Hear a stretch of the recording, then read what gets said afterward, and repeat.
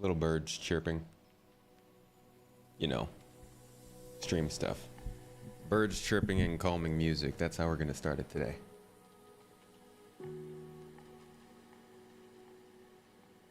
All right. Hello, hello, hello, hello. Welcome in, everybody. Good morning, good evening, good afternoon, good night, wherever you might be. Glad to have you here. How's everybody doing? Hope you've been having a good week. It's Hump Day. Official Hump Day anthem. I don't know, I need a Wednesday anthem. I need some kind of a song to remind me it's Wednesday. How y'all doing? Welcome, Sid, Charles, Dronitar, Feathers McGraw. Good to see ya, Jackson, Misfit, Felic, Max Skinny. Welcome.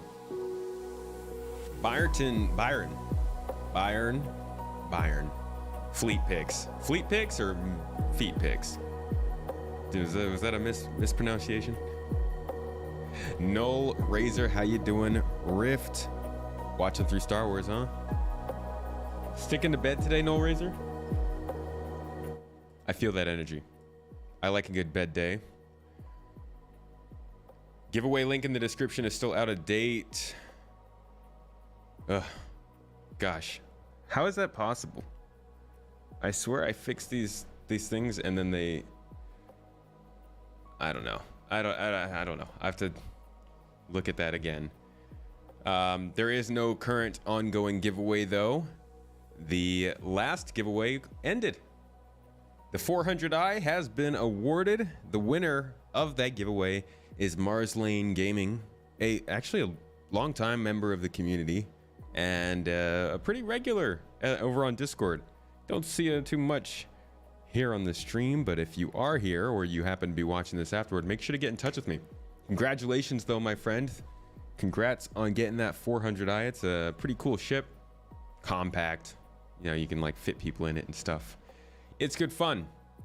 So thanks everybody for getting involved in that giveaway. Thanks for being a part of it, for entering, for following, and for getting us those goals so we can get some extra little codes in there for people. Oh, my lights are off. Turn on light. And also a little spaceship. Yeah, this thing looks good over there in the corner. Hope y'all having a good week. I know I've said it again. Oh, is my volume low? There we go. Are we better now? I had my I was on a call earlier and I hate hearing myself. Execute, how you doing? Good to see you in here, friend. Congrats to the winner. Big congrats to the winner. 400i is a dope ship to get. You should get yourself another 400i. Just because of the hanger. Is that more efficient than just getting a hanger? We're hoping to get one because you can't afford one in Turkey. Well, my friend, don't worry because you can earn one in game. And honestly, I would say that's gonna feel more. That's gonna feel more better, right? You're gonna feel more a higher sense of accomplishment. We'll say that. We'll go. Who was it that said that? Was that Blizzard? No, that was EA. That they want to give people a stronger sense of accomplishment or whatever it was. Vesmup, good to see ya. Brandon Calrissian, thank you so much for the Prime sub. Thanks for getting us started off over on Twitch. I appreciate that. Thanks for the support. That's not a CIG decision. What is not a CIG decision? I may have missed the first half of that question. What do I think happened to the progress of the Orion and where did it go? I don't think that they were actually working on the Orion itself. I think maybe like somebody was touching up the concept, but I don't think it was actually going anywhere. Doing some VHRTs while watching the stream. Cool. That's solid because you don't even really have to watch the stream. Just listen because today is Wednesday Q&A. I got to get like a sound bite for that. Something a little bit epic. If you have a question that you would like to submit for the Q&A on YouTube, I'll figure something out. Just put question in brackets or something. On Twitch, you can use your channel points down below to submit a question. I think you should have a regular amount of, I think it should be a normal amount of points, but I actually did not check that, so I might be wrong. Oops. But I got a list of questions here that we've gotten over the last couple of weeks, and I'll be answering these every week. But for now, since it's a backlog and like people aren't used to this, we don't have that many questions. I'll just be answering everything from the last 2 weeks. So we'll get started into that very soon. But just want to wait for everybody to file in, say hello, say what's up, get on in here. Heard I'm living in Trabzone. Is that true? No, I'm not in Trabzone. I've been to Trabzone, but I am much further west than Trabzone. What do I think about the Mastermind as a model for science gameplay? Mastermind. It involves theory formation and testing, which is necessary for science gameplay to be science and not something else. Exploration, maybe. It'd be interesting. I don't know how they would figure that into the game, though. Would you be developing new forms of gameplay, or are you just discovering stuff they already put in the game? Have they said anything about bringing personal hangars before full cargo refactor? I think the persistent hangars will be a part of the full cargo refactor, not what we're getting in 3.18, but in the future. They've said nothing about bounty hunter loops either. No. Besides the fact that we're getting Bounty Hunter V2. That's towards the end of the year, I believe. Am I near Dalaman? No, I do not know where that is, in fact. Hello to Paris. Hey, Carlo. Why is there only 53 people watching but only 9 likes? I don't know, but I appreciate anybody who does like this stream. Thank you for that. It helps out the channel. Doesn't take much effort. And it definitely gets more people in here to ask questions, drive our day forward. If I'm in Turkey and plan to go to Izmir, will I share my Discord?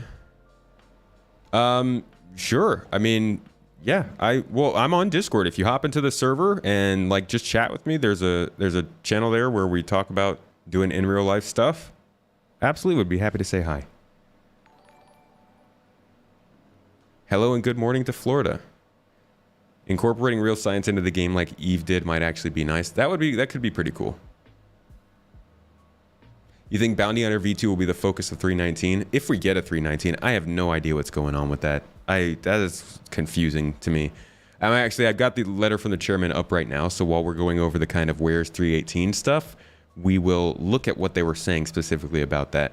Dagu, thank you so much for the sub with the Amazon Prime support. I appreciate that a ton. Thanks for helping this channel continue, and thanks for getting a raffle started for everybody. If you didn't know, over on Twitch, we have another giveaway started. It's for a copy of Star Citizen with an Aurora MR game package. The game package is the game plus the Aurora MR. But I'm giving away a ship plus the game. All you have to do to find that is hit !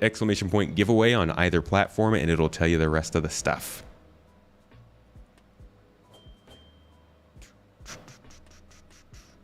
What was the crab looking thing in the thumbnail? That is the, I want to say Shubin Interstellar Sidnus mining machine, something like that. I think it's actually on here. The old Sidnus. Oops. Sidnus? Yeah, great. Okay, not Shubin. Gray Cat Interstellar Sidnus mining droid. Basically, it's going to be made for Squadron 42. But I thought it was interesting, so I threw it on the thumbnail. Does anybody even know how much is left to complete Squadron 42? Nobody knows. Nobody knows, and nobody will ever know, likely. Dalaman is near Marmaris, West Turkey near Rhodes. I see. I see. Island, then? Do you think they're going to release 3.19 this year like CIG said? Well, that's the thing. It's like I still am not entirely 100% on what their plan is with that. And we'll go over that today. The 400i giveaway is over. That is correct. Mars Lane won it. Congratulations to him. Got it from following on Twitter. It's like entry 2,600 something. I think it actually shows up if you go to the giveaway page. Hello from Virginia. Welcome.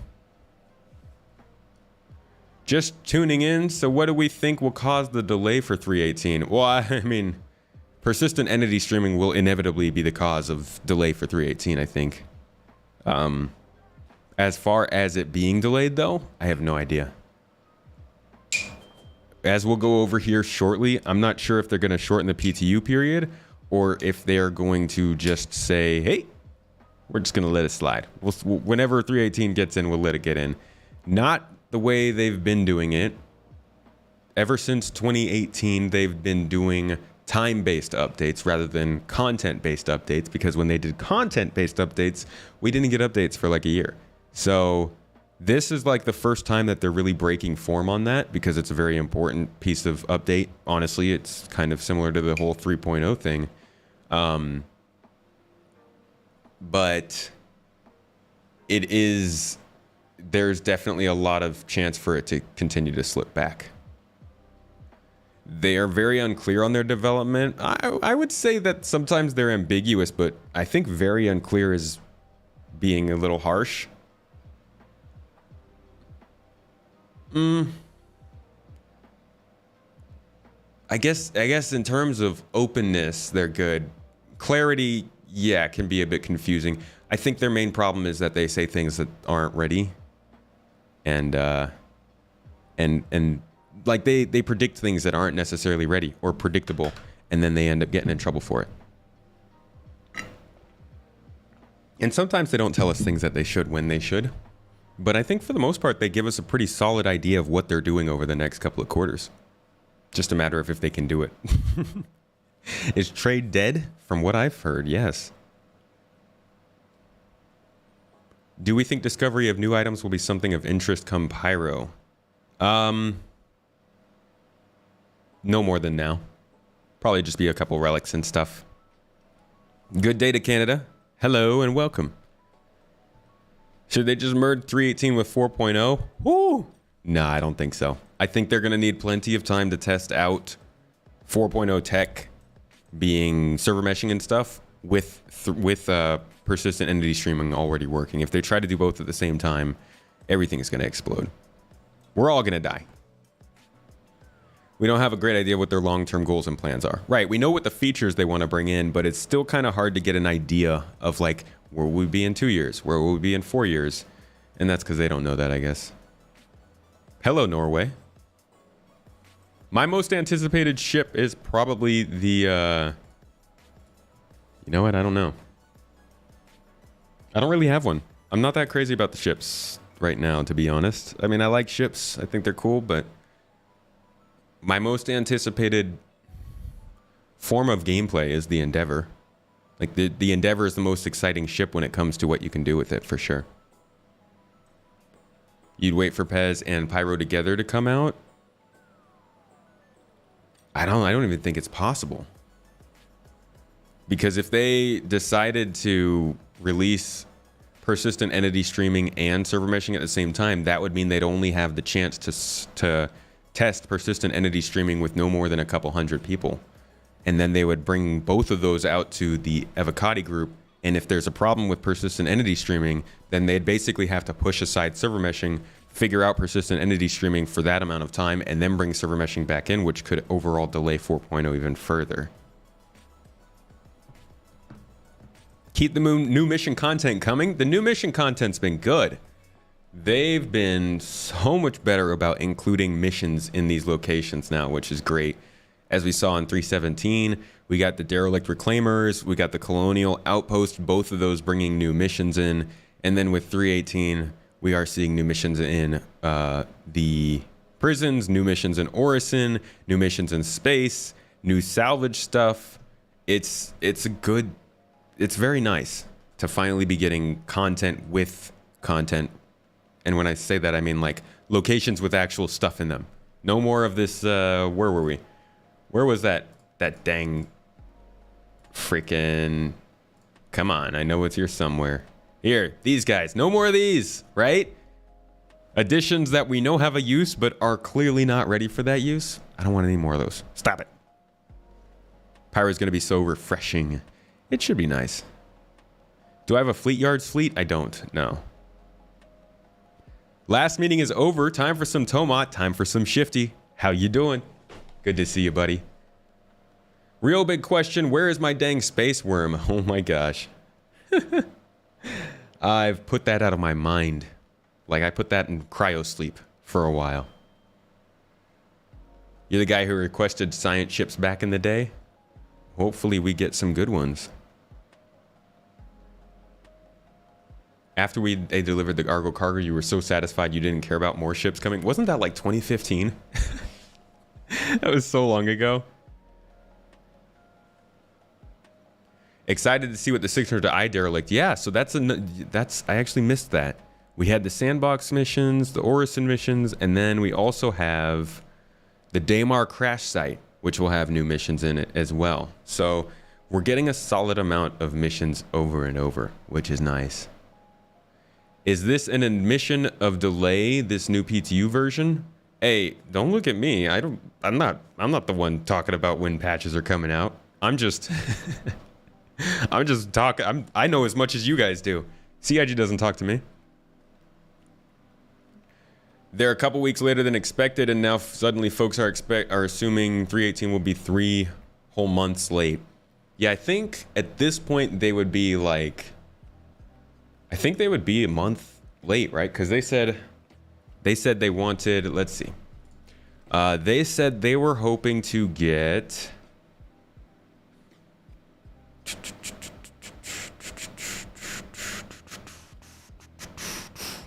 okay, the goal will be to get 2 to 3 months of testing on 318 in PTU for an Alpha 318 release to live in late Q3. So late Q3 would be what, October? I want to say September, late September, early October was probably what they're aiming for. But if they want to do 2 to 3 months of testing by then, well, right, we're in August 17th. So if they released, say, if they released 318 to the PTU next week, which I don't think they will, but if they did, on the 24th, that would give them 1 month into September and then 2 months into late October, already pushing them a little bit past that end of Q3 deadline. And that's just with 2 months of testing. They want to get, I think they were saying 2 to 3 months of testing in. Yeah, so realistically from right now, 3 months, which it's CIG, would put them at September, October into November. Now, the problem with that is that in November, we also have the Intergalactic Aerospace Expo, a very, very big patch, a very big event for Star Citizen, and a time when they do not want to put out an unstable patch. So with that in mind, they likely wouldn't push 318 to live before that patch, or they would do it well before, so that they could have another patch come in to stabilize the game before IAE, Intergalactic Aerospace Expo. So we're talking about, and I believe that event starts around the 17th or 18th of November. So we're talking about either getting a patch in late October, giving them 2 to 3 weeks to polish it up for persistent entity streaming. That might be a bit tough. Or waiting until afterward and dropping the patch at the end of the year, which would then put them October, November, December, like 2.5 months behind. So they're gonna be behind at this point. And it's really a matter of, and I imagine that's because of persistent entity streaming. Right now, for me, it's a matter of what were you guys planning after 318? Because that's the important bit in my mind. If they didn't have an update plan for December, and they were just going to roll 318 and then maybe release a polishing patch at the end of the year, then they probably won't hurt that much from releasing this towards the end of the year, delaying it a month or two. But if they were planning on having something for 319, something at the end of the year, then I would be a little bit more about it. I don't know what they're going to do with it. I really don't know. This is a very particular situation to be in. But I'm not really that worried about 318. If anything, I just think it's going to be late, which is normal. And I wish we were past that, but things are still late. They can't make predictions. It's too difficult.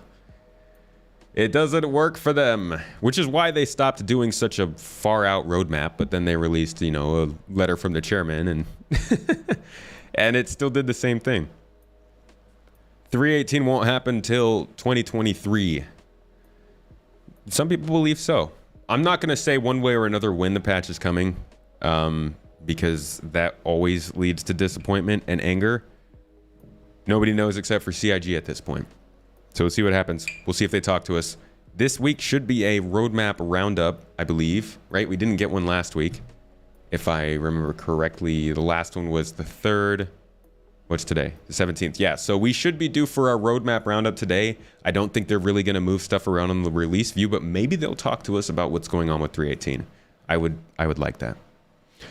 Let's wait until it's on PTU before we decide it'll come in 2023. Yeah, I mean, 2023 is still a far way away. I don't think anybody can make predictions about next year just yet.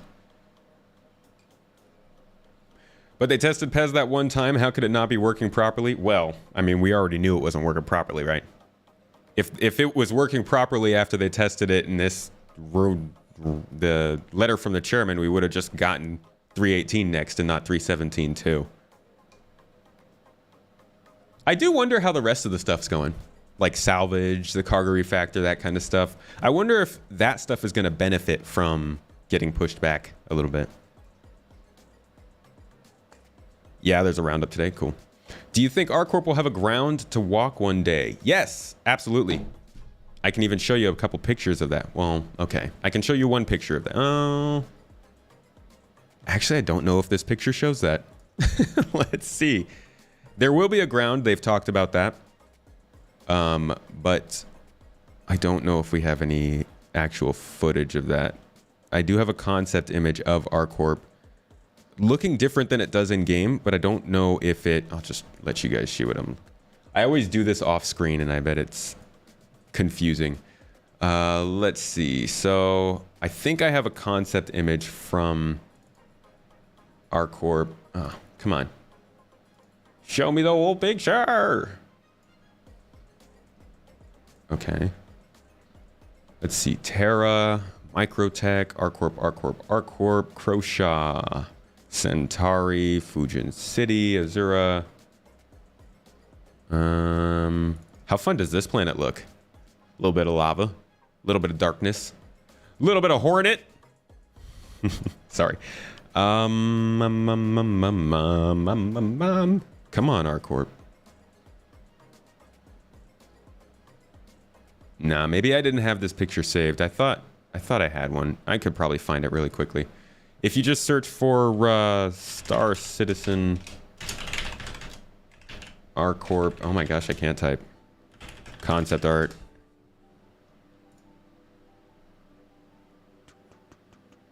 So this picture kind of shows a little bit. You can see like it looks artificial up there, but there's definitely grass and vegetation going on in this little patch here. We'll call it a park. But there's also another picture that I really like, I think shows R-Corp. I think it shows a good sense of scale for the planet. But I'm actually not seeing it. Might not be...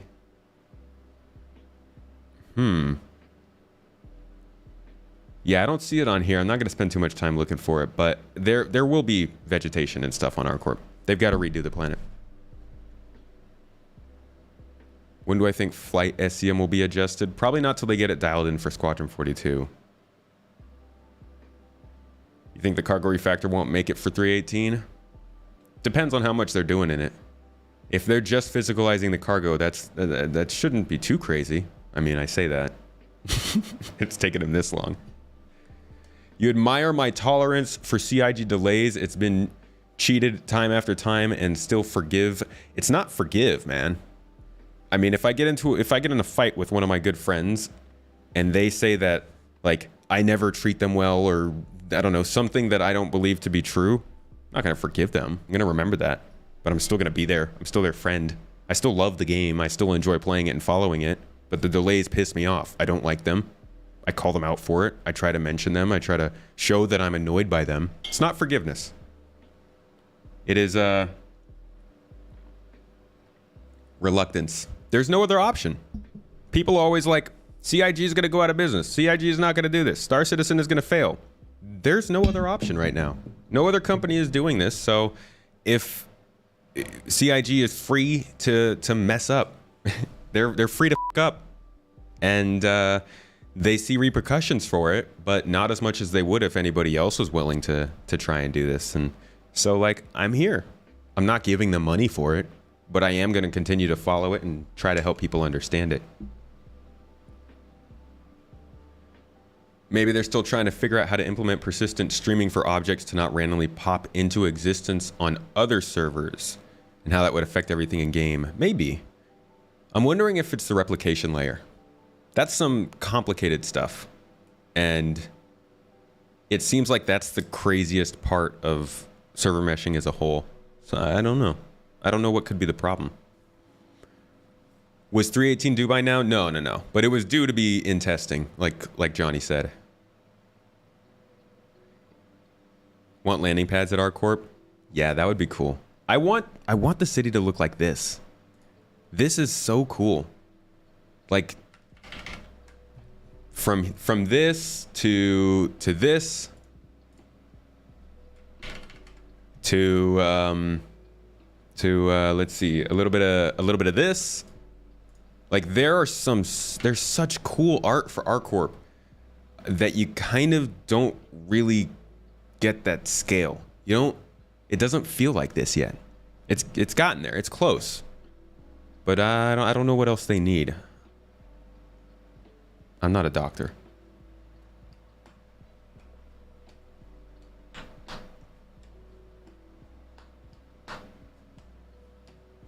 Competition is crucial. And that's the interesting bit of when somebody is an early runner into a new industry, right? I don't know if this is a type of game that's going to be replicated and people keep making more types of games that are as in-depth, as ridiculously ambitious as Star Citizen. Maybe this is the first of many. But just like how Twitch was early into streaming and really didn't have any competition to push them to stop messing up what they were messing up, CIG is the first to be doing something like this. And so while they get to make all of these mistakes as those first people who don't really know fully what's going on, they also don't have to pay as much for those mistakes. That's just how I see it, at least. Some people don't believe they're doing anything particularly new or difficult. But I think there's something to be said about all the stuff they're trying to combine into one game. What do I think about them testing the ion with a charge shot? Are they doing that? That's a very good idea. That's a lot of people were saying that would have been a cool way to kind of make it nerfed, but also still powerful. You do repairs and maintenance and hate putting due dates since there is always a high priority repair that needs to get done ASAP. Yeah, which kicks all the dates out a few days. I get that. Oh, I get that so hard. That's like every time I try to do something new on my Twitch channel or with a video or something, I'm like, yeah, I'm going to do this in 2 weeks. And then something comes up, or like 10 things come up, and it never happens. They need a few more grand assets to decorate the city. Yeah, some scale would be nice. So replication layer equals virtual server. No, the replication layer is like, it's like what syncs all of the servers, you could say. In the hierarchy of the entire, let's see. In the hierarchy of the overall game structure, how the servers work, how they connect to the pictures and everything, replication layer is what connects everything together. So like, you have all of your people, all of your computers are receiving data from servers. But in order to make sure that in order to make sure that our computers aren't dependent on the servers, which is what happens now, right? When the server dies, everybody gets kicked out and everything is gone. It's disappeared, it's over. Instead, they have the replication layer running, keeping everything in sync, but also disconnected. So if the servers go down, replication layer is still keeping things updated. If your computer crashes, replication layer is still keeping things updated. So it handles multiple servers. Not sure if that's what you were asking about.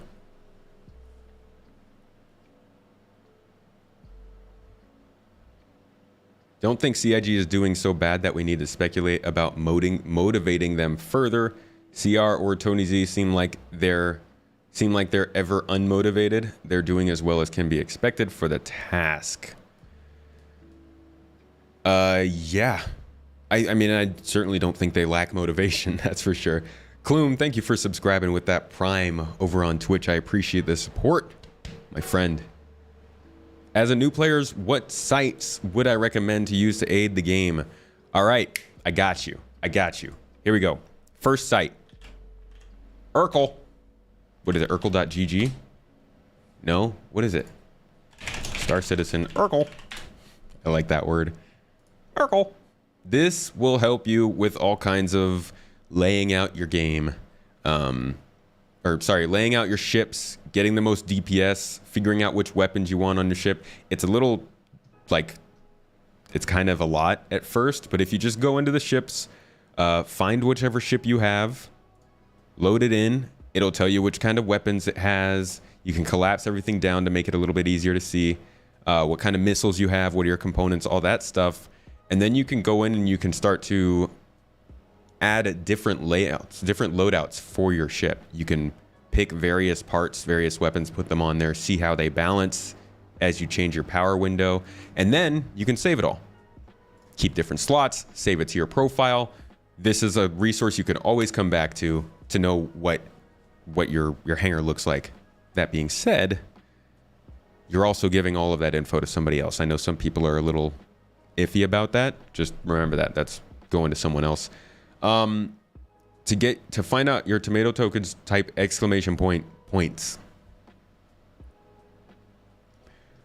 Another good resource would be Verse Guide, which is actually like a partner with my organization. Two of the primary creators of this service are part of our org, and they created this website to help people with finding things, really. And it's pretty wild. So you can come in here, you can pick really any planet or moon you want to visit. Let's say we wanted to go to Magda. You can click on that. Let's say we wanted to find sunset. You can click right here and it'll save that location for you. It'll tell you what the temperatures are at those locations. It'll tell you the coordinates of those locations. It'll give you directions on how to get to those coordinates. It'll calculate your flight path for you. And like I said, it'll also tell you what the sunset is going to be and all that kind of stuff. This is obviously a bare bones part of this app, but this is definitely an app that's going to develop into something where you would be able to share data and collect data and just be part of a kind of a community of explorers. So this is another cool resource. Let's see, what's another one? I think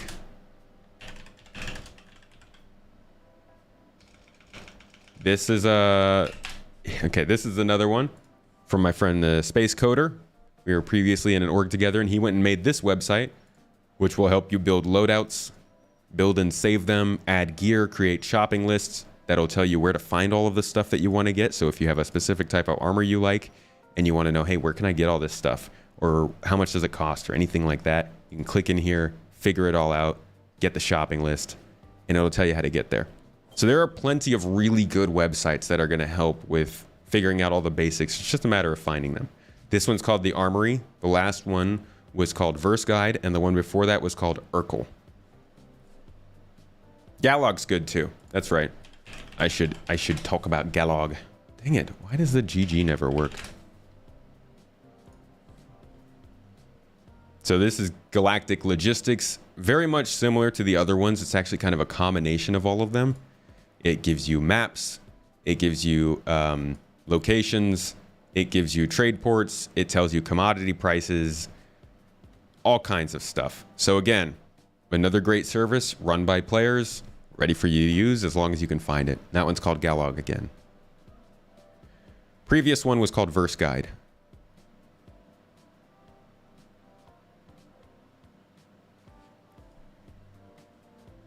Why am I so damn amazing? Jay Fish, how are you? Good to see you, buddy. Let me give you that shout out. Just sneaking on in here. Why are you so amazing, J-Fish, huh? You're my favorite fish in the verse, all right? And I don't say that lightly. I don't like many fish in Star Citizen. They're kind of rude. But thank you for being the most J of them. They're not doing too much as par for the course.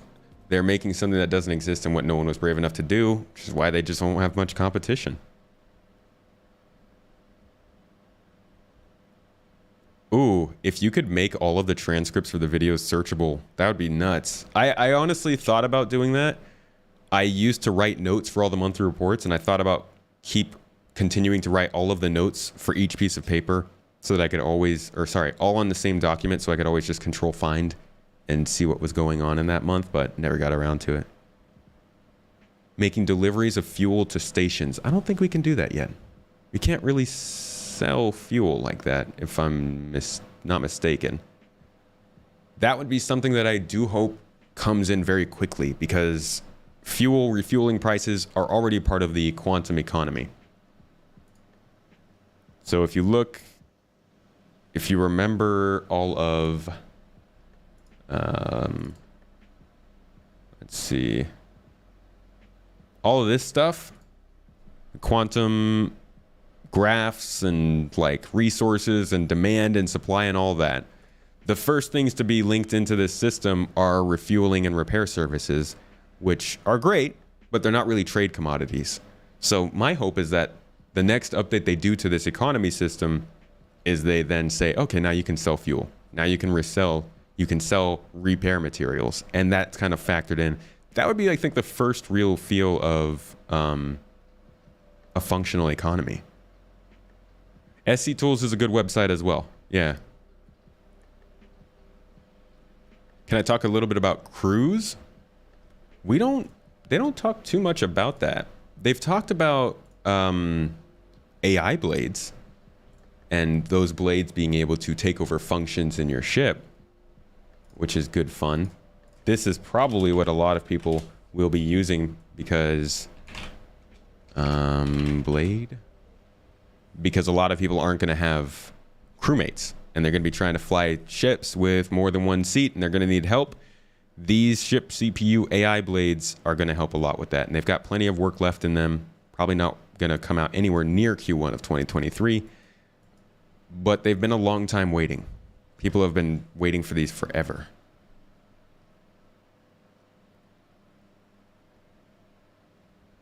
I'm good, J-Fish. Fish your friends, not food. Hey, Reese. Thanks for resubbing up. Ooh, 22 months. Doug, that's almost 2 years. Wow. Honestly, it still doesn't feel like I've been streaming that long. Thanks for being around for so long, Reese. One of the oldest here in the community. Reese has been a freaking pivotal part of the community in terms of activity, just being around, helping to support the channel, all that jazz. Thank you so much. People do need to make friends. It's going to be a social game. Definitely.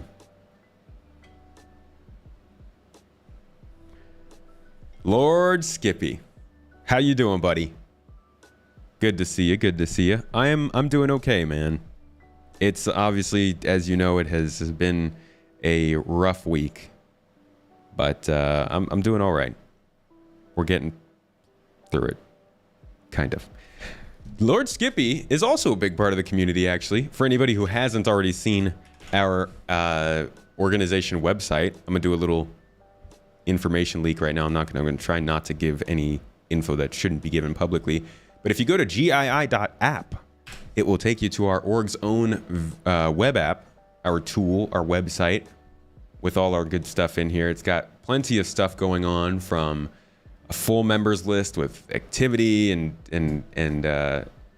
different specific roles and stuff that you can get, to the full fleet of our organization, allowing our members to show which ships they have for themselves, a tutorial page where we'll start to have more stuff going on.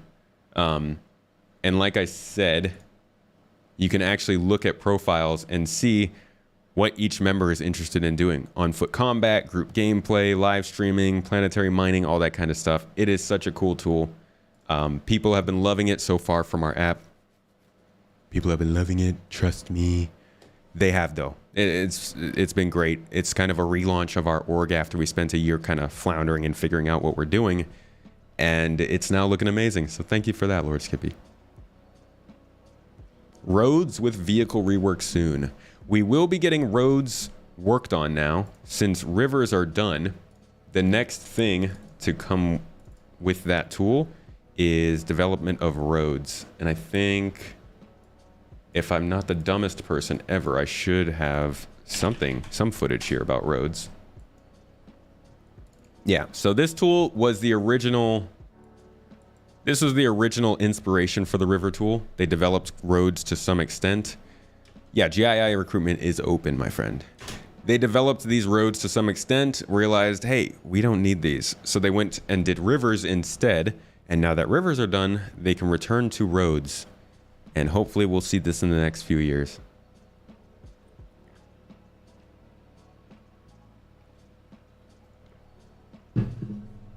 You remember when Star Citizen was first announced, and even then it was ambitious. You don't like backing games that settle because you just want to get a game, because they just want to get a game out quickly. That's kind of one of the dilemmas of Star Citizen. You don't want them to settle on what's easy, but you also kind of want them to like get something out that's fun and playable. Can you make a resources tab on the GII website? That is the plan. Indeed. In fact, this tab right here, the tutorial tab, is our resources tab. It's only brand new, so we don't really have all of that set up and ready to go. But the idea is to eventually have it be a very easy place for people to come in, see what they can to learn the game, learn how to play, and get all the resources they need right there from GII. Would roads suggest multiple landing zones and cities on planets? It would. And that will be a thing. Let's see. Colonialism? I butchered that. Colonialism. There we go. Let's see if I've got that specific. Yes, I do. All right. So this was the first time they really gave you that sense that that was possible. They were testing the outposts. This was last year. But if you look at how they have them placed, you get a really good idea that like they might be considering doing outposts that are within driving distance of other outposts. Maybe a town that's split up by a river or a hill or a valley or something. I do think that ground-based delivery missions aren't out of the question for Pyro. I don't know if they'll actually be in, but I think it's possible. You'd think roads would be easier to implement compared to rivers. Yeah, but I don't think roads were as necessary. It's like rivers really add to a planet.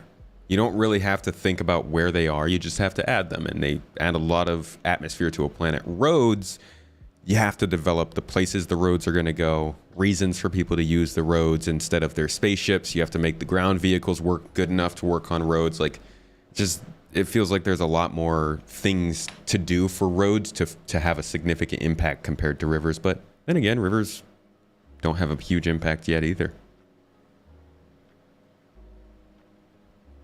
It's actually gastrointestinal initiation, not incident.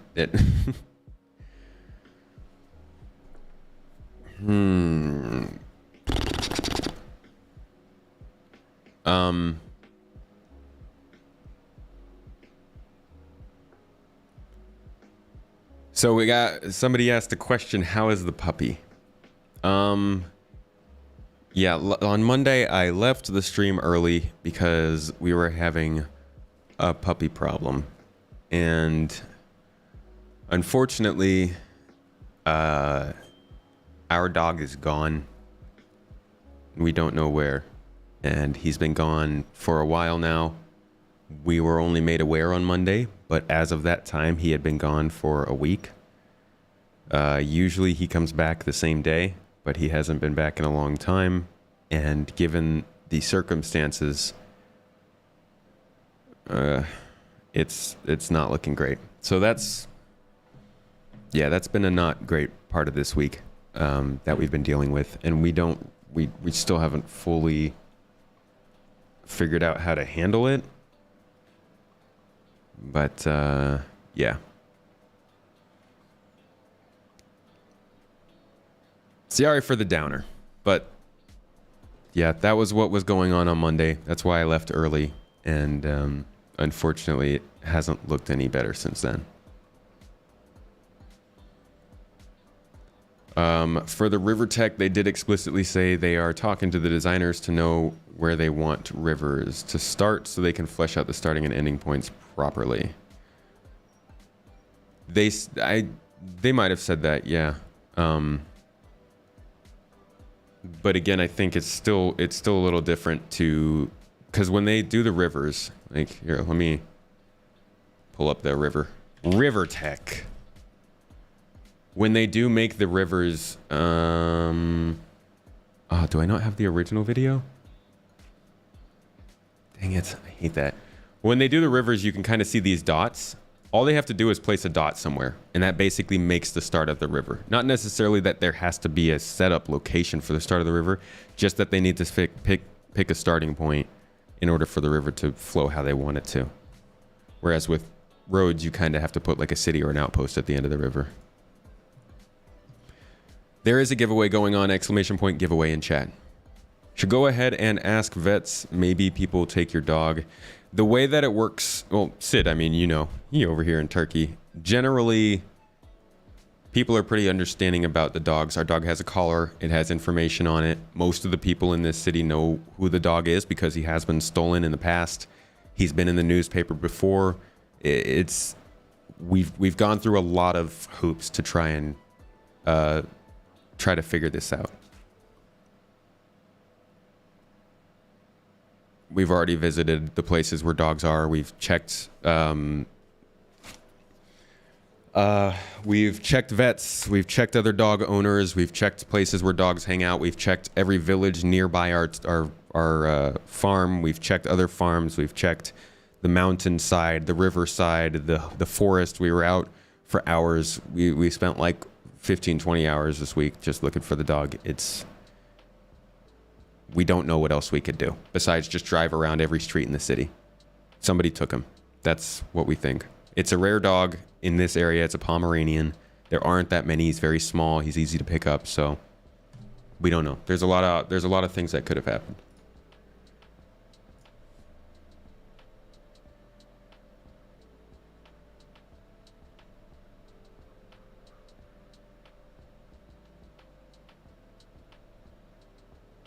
Yeah, it's not great. It's unfortunate.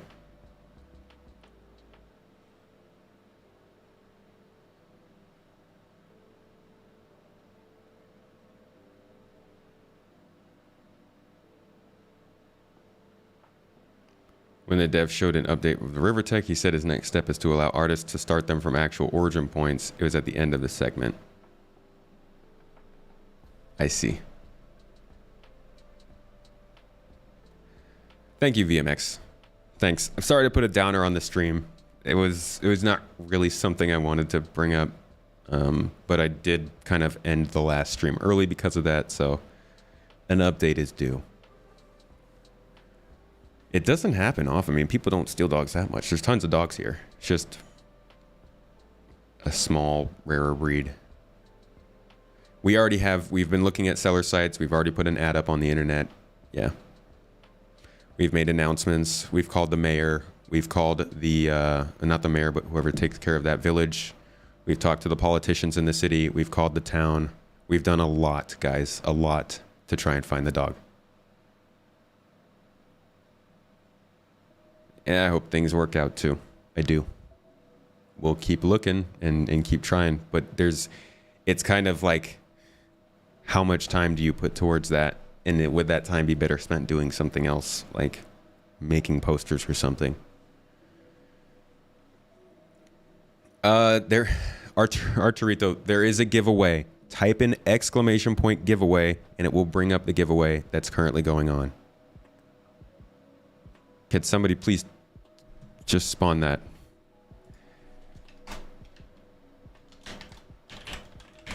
That is the ongoing giveaway. It should pop up a link right there. Why didn't it pop up?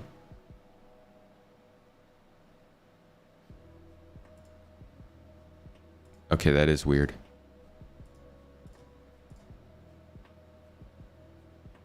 Pops up on YouTube, but not on Twitch.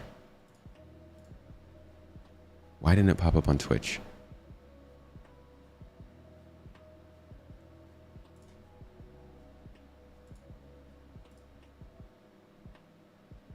That's so strange. It pops it up on YouTube. Let me throw another command in here then. Stream elements. Stream elements. What are you doing?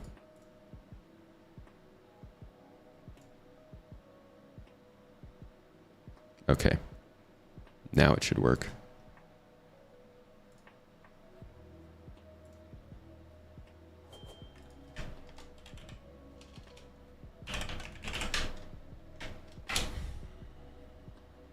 No, still nothing. Okay, I'm posting the link in there for you. Go ahead and hit the link that I just posted in the Twitch chat. YouTube, it seems to be working. I don't know why it's not working on Twitch. Posted the link in YouTube too. Thank you, Chris, for the positive thoughts. I appreciate it. Oh, somebody had said something.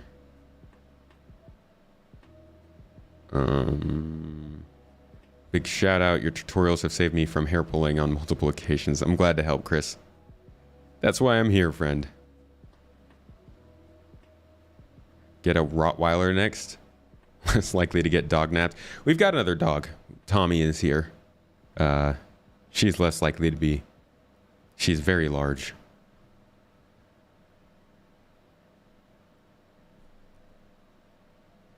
Here to watch the dumpster fire.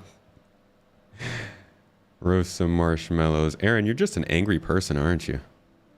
Do you do this for a lot of games? Do you like just go into people's chat and talk about all the things that are wrong?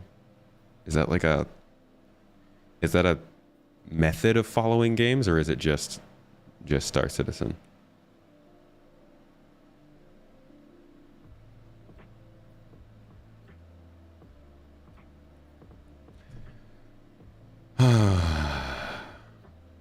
Okay. Let's look at the questions that we have from the last couple weeks. What do we got here? Anno said do the first and last pillar talk. I think that was for a live show we were doing. Whoa. How did I do that? Did I just collapse all the windows? Bring them back. Oh, that's cool. Oh! What? Did y'all know you could do that? That's pretty sweet. You just shake a window and everything just... I've been trying so hard to figure out how to find the desktop since this desktop button kept disappearing for me. That's a cool one. Come on. There we go. I like that. That's cool. The more you know. Love discovering little things. Does that since Windows 7 or so. You see how much I wiggle my mouse.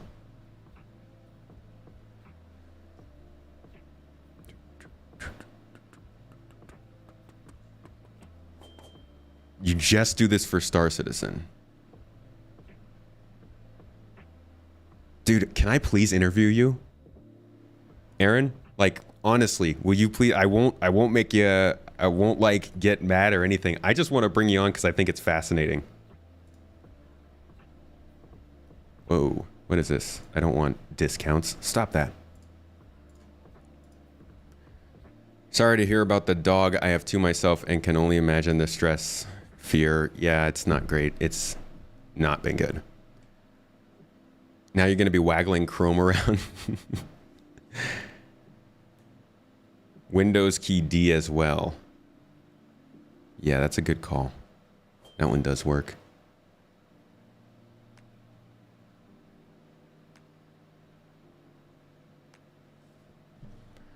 Where was I? We were looking at questions, right?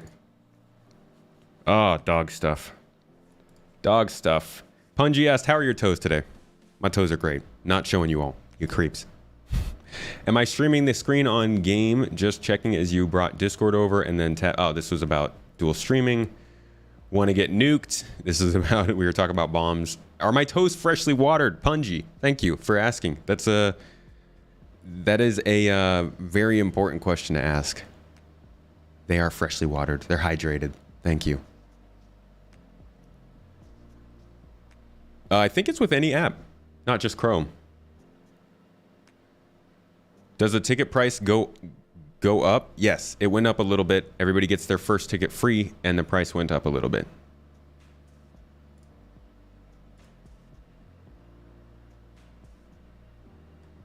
Don't know about a publicized interview. Have to think about that. Oh, well, if you are interested, I'm always looking for people who think this game is a scam to kind of talk about it more, because it's, I don't know. I think it's a little, it's unorthodox.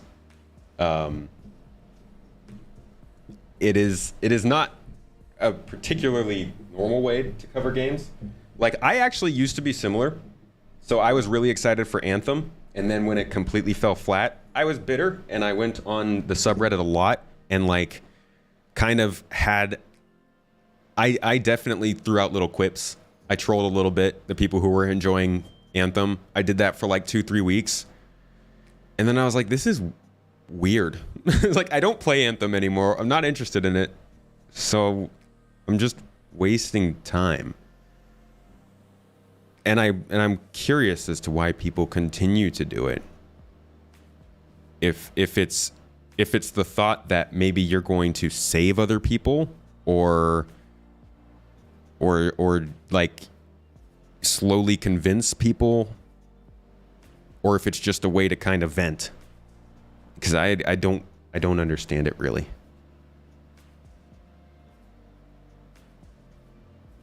Will they have larger rivers and estuaries? Estuaries are like lakes, right? I gotta look that word up. Partially enclosed coastal body of brackish water with one or more rivers or streams flowing into it.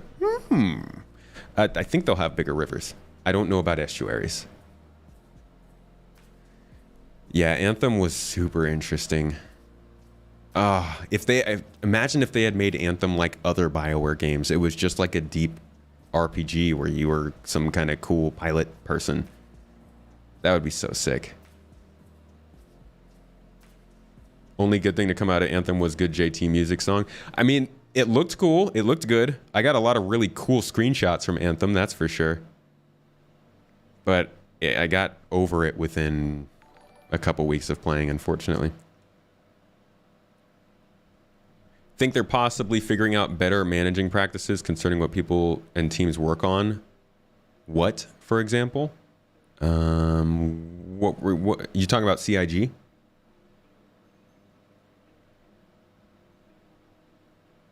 Possible. Don't think they understand or care to educate themselves on the game when they call it a scam. The media has perpetuated this. Yeah, I think there's different flavors of it for sure.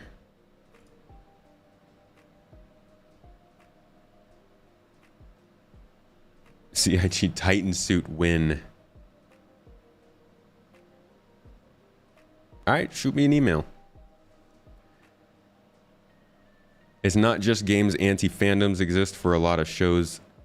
Even after the show is done, whole subreddits and stuff. Yeah, I mean, no, I understand people not being happy about it.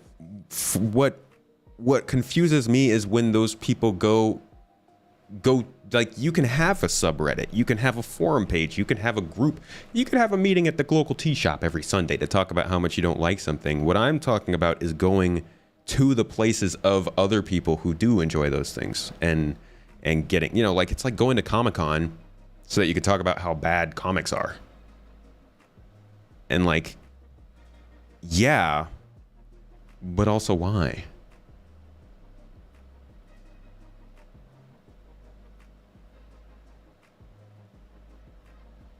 Starfield has been in dev for the same time as SC. I think Starfield's been in dev for like 6-7 years or so. That's at least what Todd Howard was saying. He was saying back in 2018 that it had been in dev for like 2 to 3 years. So I think they started Starfield around like 2015 time, announced it in 2012, and then started it in 2015. There is a game that's been in development for a long time. Beyond Good and Evil 2 was announced in like 2007, 2008, I think. I don't know when the development of it started, but it's definitely been, it's been a little bit.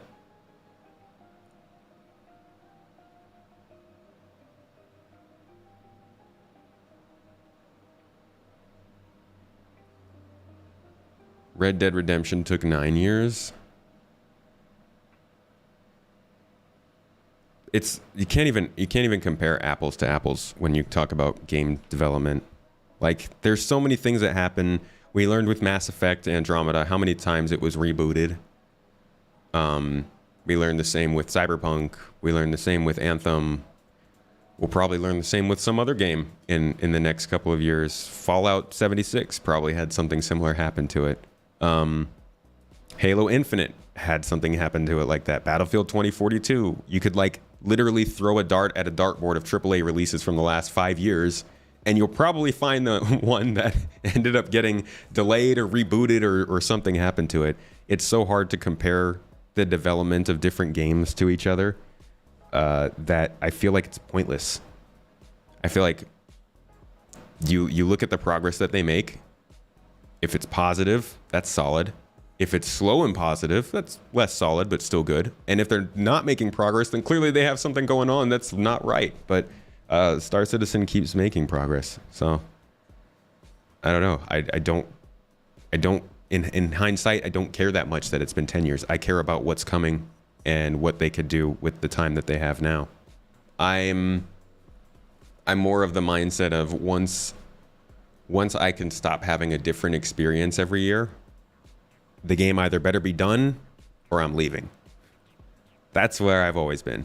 If it's changing, then we're getting somewhere. If it's not, then I'm a bounce. And that's why I think that the whole idea of them stopping development to fix glitches would probably be a bad idea. Not just because I'm the only one playing, but I do think there are other people that are in similar situations.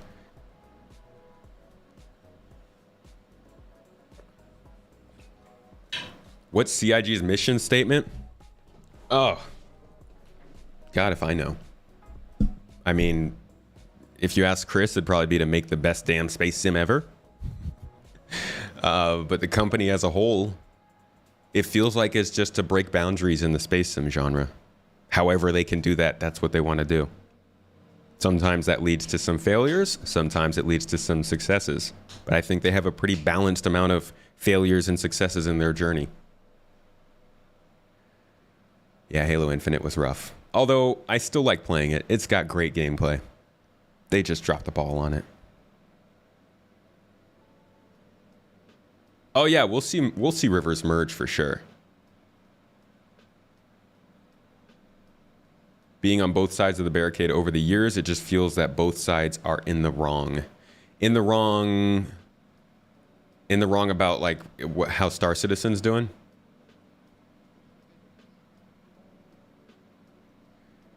Can you believe it's in less than a year since MedPlay and local inventory was implemented? Yeah, those were big additions too. Like last year was pretty good for the game in terms of kickstarting some real development. Something that felt tangible, realistic. A lot of these games you mentioned are great games, but are a lot different to SC. I would say they have good aspects. Halo is my favorite game series. You won't find me trashing Halo. I've got Master Chief in big ink on my arm. I am by far a huge Halo stan. It's been my favorite game series. But I could say with a straight face that Halo Infinite should have been better. I'll say that. Same with Fallout 76. They should have done better with that. Cyberpunk 2077. Oh my God. The fact that I can still look up Cyberpunk 2077 on Google, and it says it's an action role-playing video game. I'm like, who's saying that? It's an action adventure game. I know that we really do wish it was a role-playing game, but when you get two different choices for dialogue and both of those choices lead to the same place every single time you do them, I don't consider that a modern RPG. Maybe every once in a while, maybe like once every 30 minutes, you can get some dialogue where you can make a choice. But I watched my wife play through Cyberpunk for like 60% of the story right now, and she's made like 2 decisions. It's just like, they might be great games, but a lot of them come out not doing what they were supposed to do. And the same goes for Halo Infinite. The same goes for Battlefield 2042. It's just how it be. That's what they be. And it's disappointing as heck, but I think people expect too much of game development in too little a time.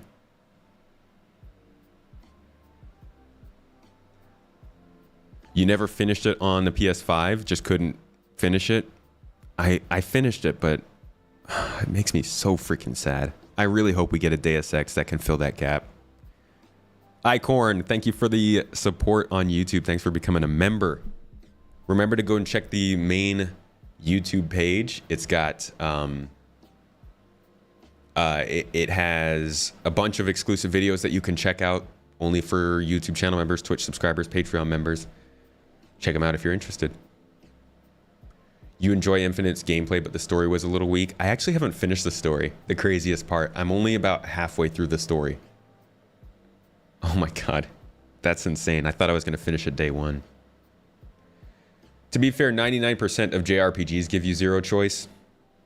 That's fair. Maybe they should have called Cyberpunk a JRPG.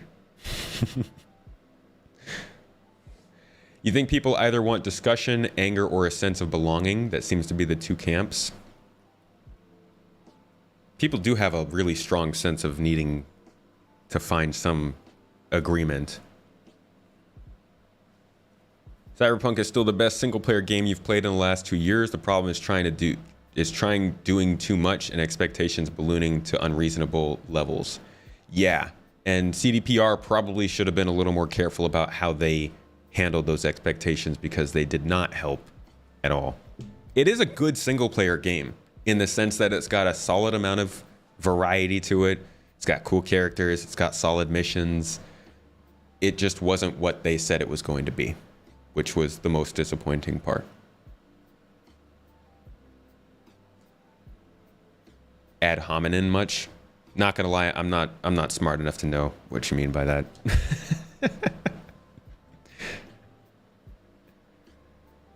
There's actually a lot more choice in the side missions that people realize. The main story may only really have 3 options for it, but it does lead to relatively different endings. The choices for, holy crap, Icorn.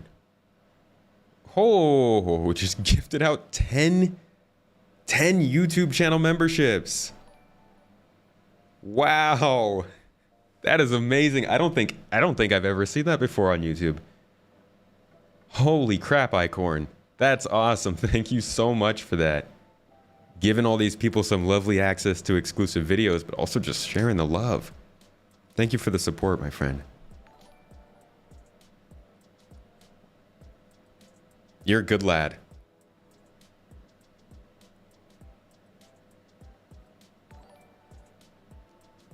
Where was I? BF 2042 is kind of great now. Infinite World was just like it was created by a mod community. I've heard that, and I was talking to Level Cap a little bit about that the other day. He was saying that Battlefield had a bad launch, but like some things are better. But even then, you know, how much have you lost with that first year of not putting out extra content and instead just fixing all your mistakes?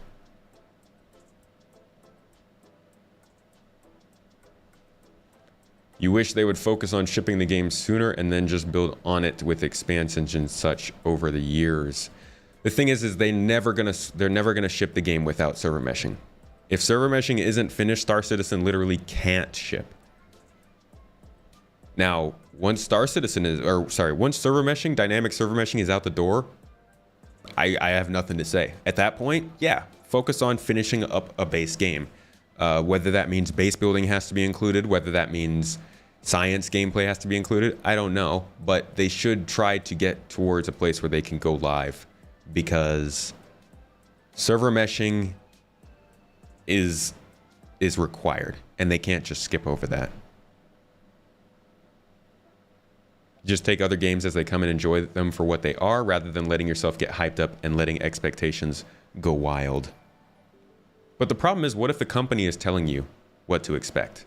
Like, if a company comes out and says, hey, we're going to develop this RPG where you have the choice of going through missions in different ways, and you cut off right there and you don't look into anything else, and you're like, cool, I love RPGs with various mission choices. I'm so hyped for this game. This is dope. And then you go play it, and like most of the missions don't actually give you that much choice. I don't think you're getting overhyped. I think you're just struggling with what they told you.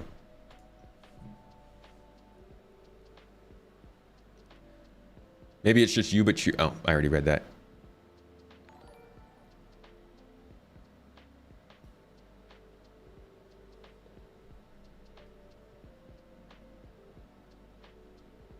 I appreciate you, Icorn. Thank you.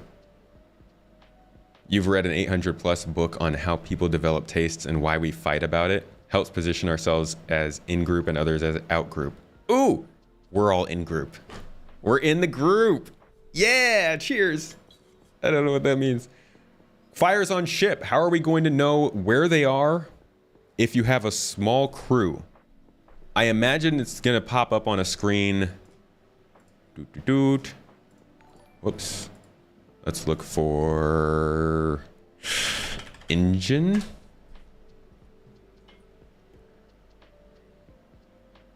Here we go. I think it'll pop up on a screen like this. This is like their background UI that they use as developers, but I bet on the engineering console we'll have some sort of overlay of our ship and like the status of each room, and you'll probably just have a little status indicator on the room saying, hey, it's kind of hot in here. Yo, bruh, somebody's hotboxing this room. There's a lot of smoke. Go ahead and vent it out. Get that shoo, that kind of thing. You might not have that computer voice. That's the voice that you have to unlock. It's DLC, you know, $10 to buy that voice in Persona, but you get the idea. The game is shipped. You can buy it and play it now. What does shipping even mean? I want a box, okay? I want a freaking... I want that SimCity 2000 style computer box with my game inside, okay? I want some box art. I want a dope... God, this brings me back. Holy crap. Oh, what a joy. That's what I want. That's shipped. That right there. Instead of SC SimCity, it should be SC Star Citizen. And I want it signed too, just like that one. Oh, you guys remember the good days of SimCity? What a gem. Do I remember CIG had a stretch goal to let us have an app that basically have Spectrum and access to our inventory? I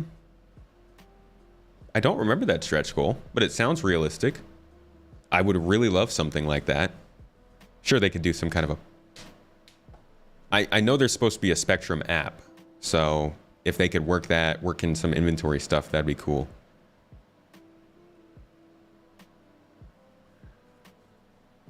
Has there been any news on the subcontract that was supposed to be working on generating new SC Star systems?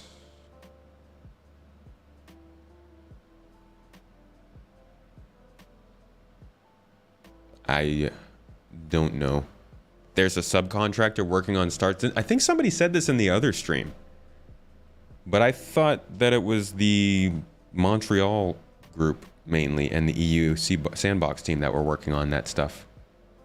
Oh, we got a sub. We got 2 subs. Moldy Crumpet subbing with Prime on Twitch. I'm sorry I missed you. I'm so sorry.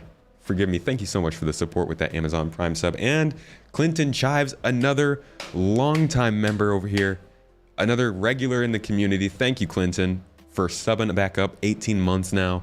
I appreciate you. I appreciate you.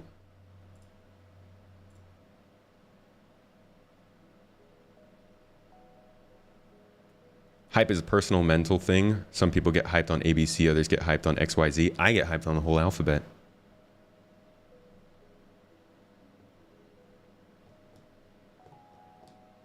Just change the atmosphere of the room. Just vent those people.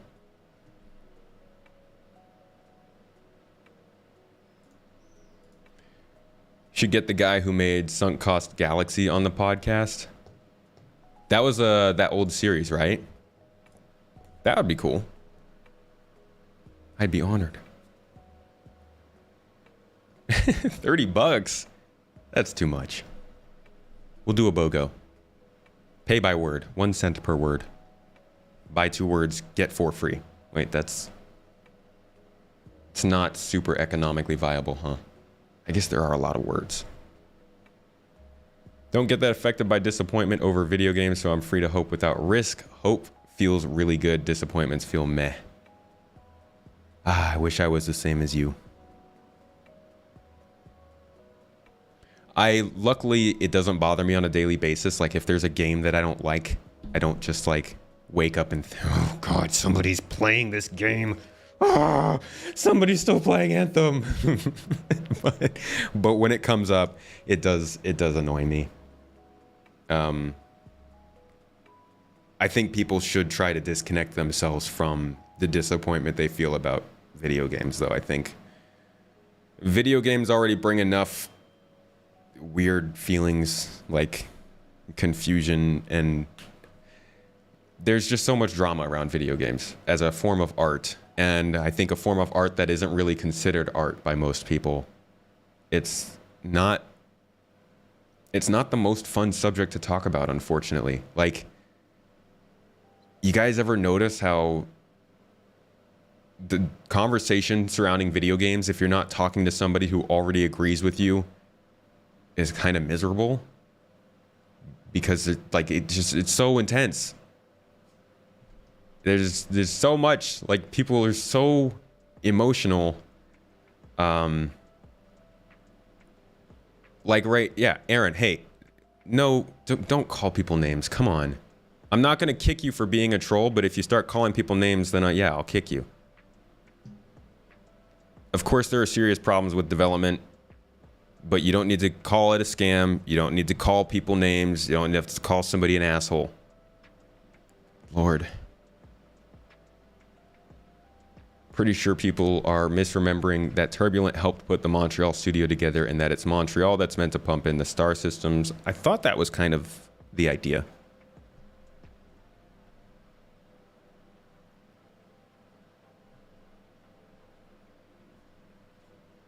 Every player knows what the problems are, and we don't care about our own and don't care for our own reasons. We accept the limitations and have fun anyways. Drives people.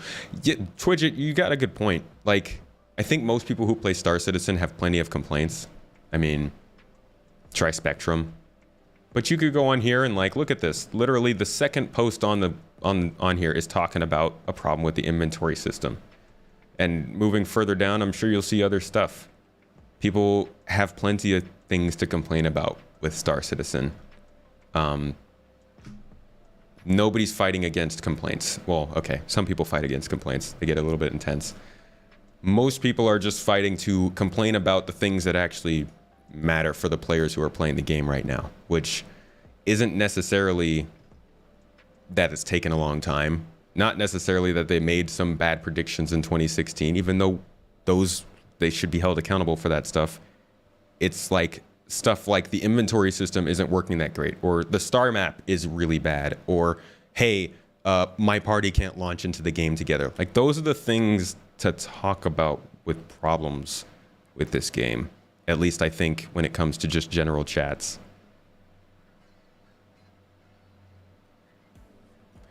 Question, do I think Star Citizen should continue selling and promoting ships without a current game loop since we don't know how they will work? Do I think they should? No. Do I think they will? Yes. My only advice to people is do not buy them. And I know that's it's inevitable, but, like, don't. You know, you can look at a ship and you can be like, hey, they called this an exploration ship. There's no exploration. I'm not going to buy that. I think that's the safest way to go. Because anything can change when it's an alpha, right? They can introduce this ship and be like, hey, this is a very good ground miner. It can bore deep into the planet and get the most valuable minerals. And then when the ship comes out, they're like, oh, so we tried to do R&D for that, and it's going to take a lot longer, so the ship doesn't have it right now. Sorry. And it's like, that's crappy on them. They should not be doing that. And that's, I think, why they have stopped releasing ships that don't have that stuff working. But at the same time, I think also people should definitely pay attention to what is and is not capable with the ship. Just like a Google search or something. You're totally okay with the complaints that are fueled by love for the game. The rest is noise. I've heard that before. In spite of SC's issues, you still have a blast in the game. Worth it to you? Yeah, I still have fun playing Cyberpunk. I don't like the game, honestly. Okay. I like parts of the game. I do. I don't... The game did not come out with what I expected it to be, so I lowered my expectations and I can still enjoy the game. But it's not my favorite thing. Like, I don't appreciate the way it released and stuff like that. But you can still find something to enjoy in most games, yeah.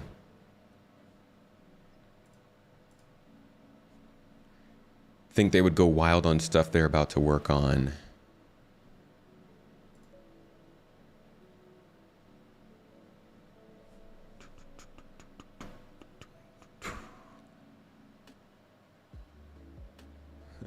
At its worst, buggy, crappy, piece of crap, not working, hot mess. Still better than anything else out there. Have more fun in SC with all of it than any other game. I think if a game is offering a unique experience, then it deserves a place. It deserves a place in people's catalog if they like that kind of game.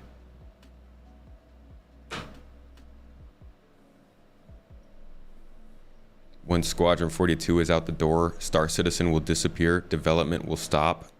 See, those kinds of arguments, like, you can't present arguments that there's no answer to, other than no you.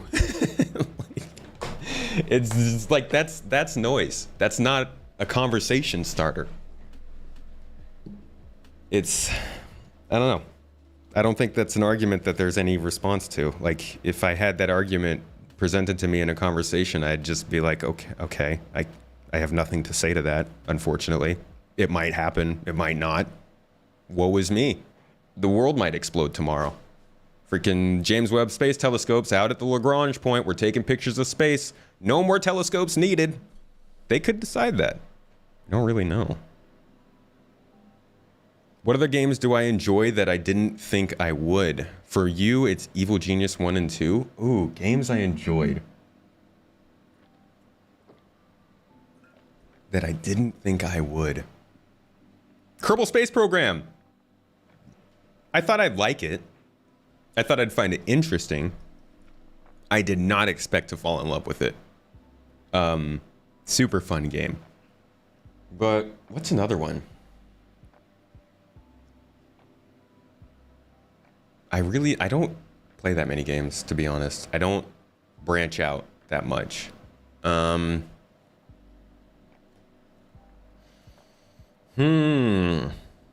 I was a kid, Myst.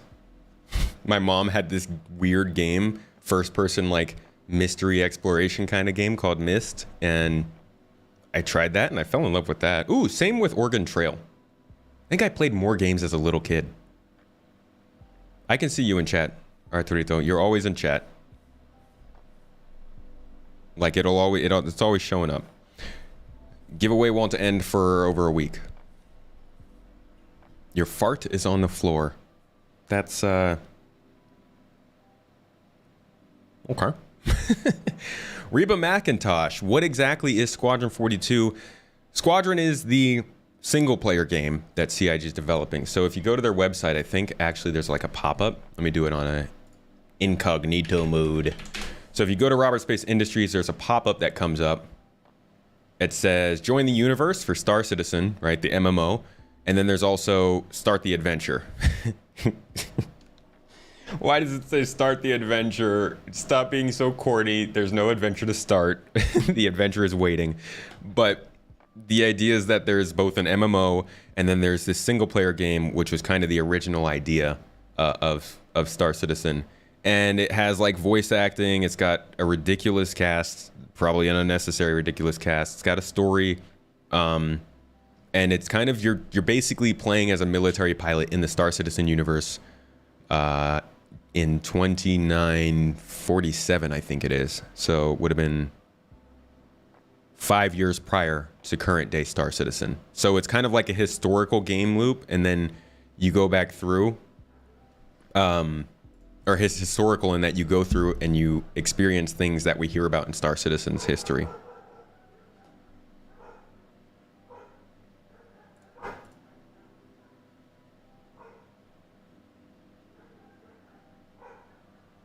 Ooh, Phasmophobia, good call. But that game scares me. That game terrifies me.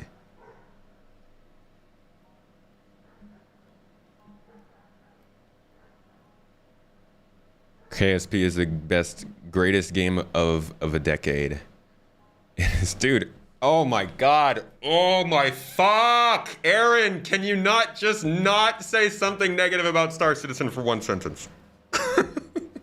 Like, we can talk about how good KSP is, but Jesus Christ.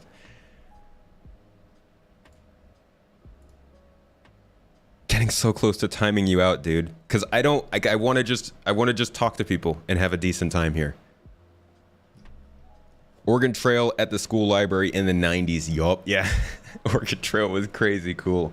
I learned so much from that game. I wish they would redo it now with different perspective opportunities, you know?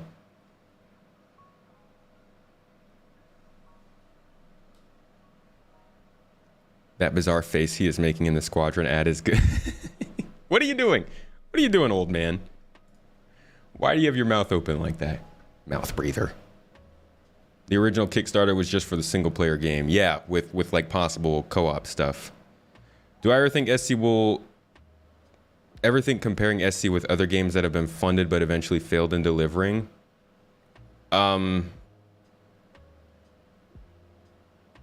Not really. I don't follow other games like that much. The only other kickstarted games I follow are Elite Dangerous and a game called Universe Sim, which is a pretty cool game.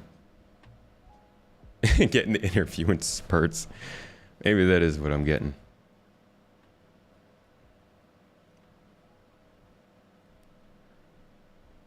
I do need a hug, Orange Joe. No, it's single player, but you're just wondering, after downloading it, can you play it with no internet? I would hope so. Although I've been getting really tired of single player games that keep coming in about like these games that what was I saying? Sorry, I started reading another comment and got distracted. Boop, boop, boop, boop, boop. Dang it. I missed where I was.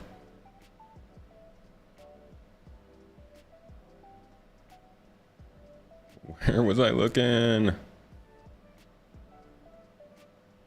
Do I ever get tired of the unannounced chips and resource allocation? Not really, no. As much as I follow this game, I'm still pretty hands-off in terms of what I think they should do.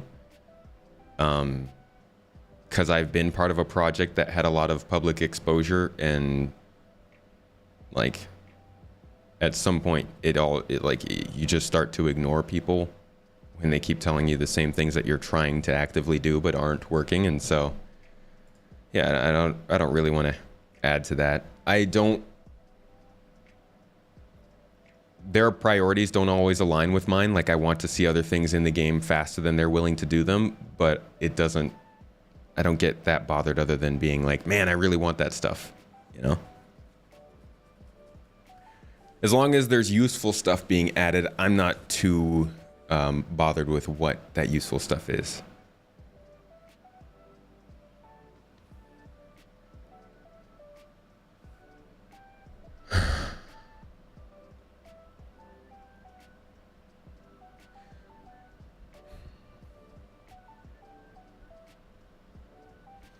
Here's the thing, though, Aaron. We weren't talking about SC, right? We were talking about Kerbal Space Program. But you are so obsessed with Star Citizen that you can't start talking about another game. And you are here to tell us that our game sucks. But I think you might follow this game more than most people who just play it. You say we all know that the game sucks, but we don't care. If it sucks or not, does that matter? People follow the worst people in the world. Like, we have dictators all over the world that are objectively shitty, right? The people who are following those dictators don't care what you think. The people who are obsessed with Marvel movies don't care what you think. The people who say that the prequel Star Wars movies are better than the sequel movies or better than the original movies don't care that you think that they're bad. And telling them over and over doesn't convince them. It just makes them more strong in their own opinion. So what's the point of changing a subject from something we're talking about that's good, that we all agree is good and we enjoy, to something that you hate, but we don't, but you want to get an argument over? See, I'm now starting to get to the point where I just assume you don't care about anything other than starting a fight here. And that's what's going to get you banned. I'm taking a long ass time to get to that point, dude. But you continuously keep saying things for no other reason than to obviously rile me up and to cause problems in the comments. Like, please don't make me kick you, dude. Jack, I'm sorry for missing your comment.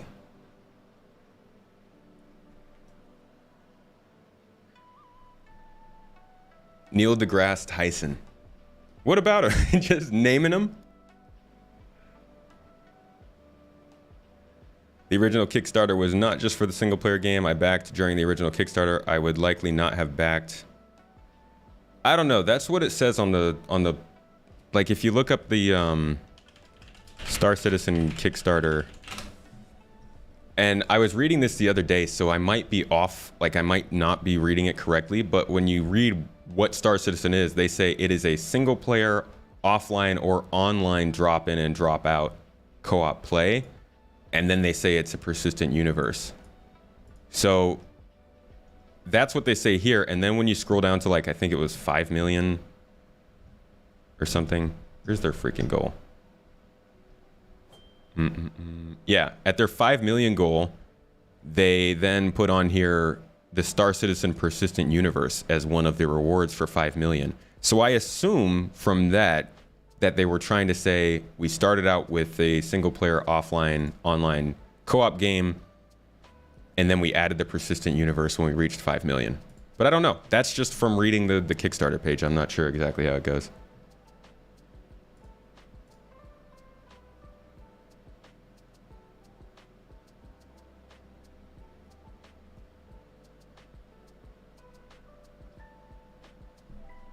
Mrs. Tomato, how's it going? I see we are, of course, here playing the Explain What the Game Is or Isn't to Aaron game.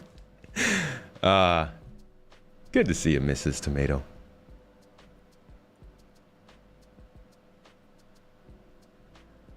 What do you think the overall gameplay, etc., when Pyro is out? I think it'll be mostly the same gameplay, just with new spaces. Probably some new factions, new locations, and stuff like that.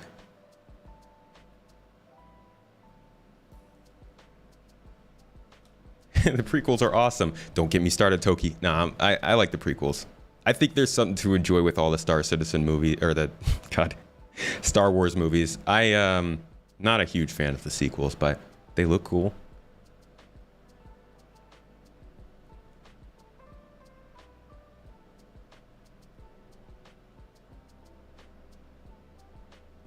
The word you're looking for is harassment.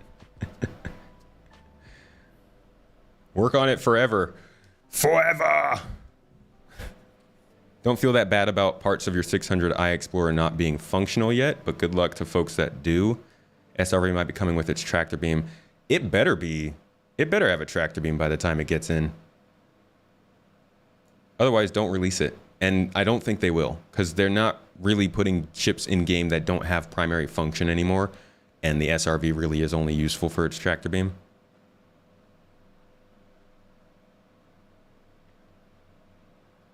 I saw the last hangar, the large hangar in the last ISC where they show the new hologram UI. It must be the Bengal hangar. Yeah, it is the Bengal hangar. It was the hangar from Squadron 42. It had like the Argo cargo from there and everything.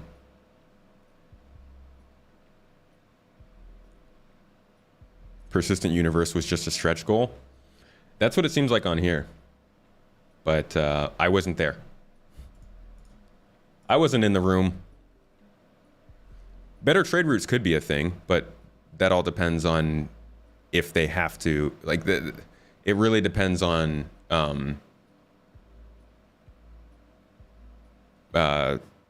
what they're doing with the economy and the quantum system.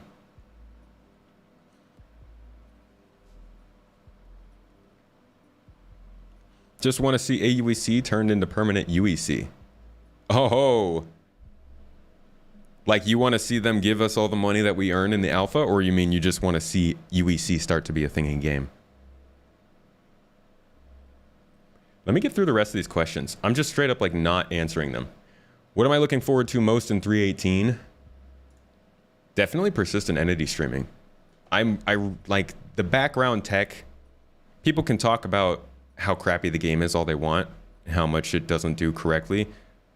But if they can get the engine to work, that's what matters to me.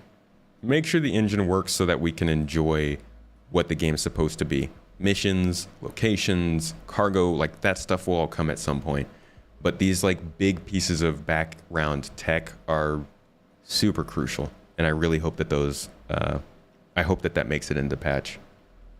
I haven't seen today's roadmap roundup yet. We'll check that out right after this. You've been playing SC for a few years, not really actively looking for vids regarding it, but stumbled across the tube. Nice stuff, keep it up. Hey, thanks for jumping in, Mango.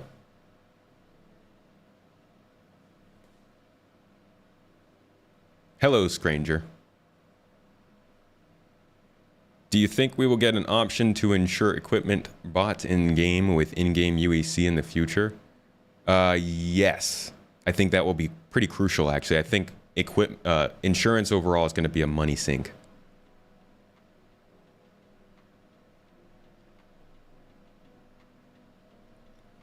Watching Tomato actually helped me come to terms with what state SC is in currently, and I finally found enjoyment in it. Hey, no problem. Yeah. Star Citizen's in like, it's in that place where it's like, I think I used this metaphor before. You are standing in line at Disneyland for a ride, and you have like 2 hours of, okay, fine. And maybe like 10 to 20 minutes of, oh my gosh, this sucks. And then you get like 30 minutes of really amazing, sometimes glitchy fun that you can't really get anywhere else. And for a lot of people, that's worth it. For a lot of other people, it's not. And I think those people should absolutely ignore the game right now. Like, there are 3 groups of people. We'll say 4 groups of people. There are the people who should jump in and play because it's a cool game for somebody who likes space sims and wants to find a different sort of experience, and they can do it for free if they want. There are the people who probably are very interested in this, but should likely just kind of watch and maybe observe other people playing to get an idea of where it's at. Then there are the people who should just ignore the game for now. It's not ready. It's the pace is going to annoy you. The way they do updates might annoy you. You might enjoy this game at some point, but for now, just ignore it and forget about it. And then there's that 4th group. The people who should be in group 3, but for some reason act like they're in group 1. They consistently complain about the game, talk about how annoying it is, talk about how it's never going to be a thing, or that nobody should be playing it, when in reality, they should just ignore it. But that is the dilemma of Star Citizen.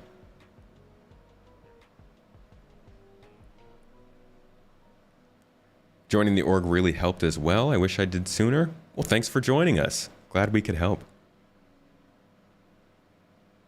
You still tell a majority of your gaming friends to wait? Samesies. Yeah, I don't even talk to my friends about this game. Most of them don't actually talk to me about it either. Like, most of my friends in real life, I would say there are maybe 2 people that actually ask me about like what's going on with the game or the YouTube or anything like that. Most of the people that I talk to do not care at all about the game. And you know what? I'm fine with that. It's better than having them in my ear constantly about how disappointed with it they are. Do I think there's a possibility that CIG could be holding completed ships because they want them to have new features that are at 90% complete? No, I think there are ships that they're just not starting on because of that. I think if there is a ship that's complete, they'll either rush the gameplay to get finished or they won't complete it. They'll just leave it in the gray box phase or something. Or the white box phase, actually.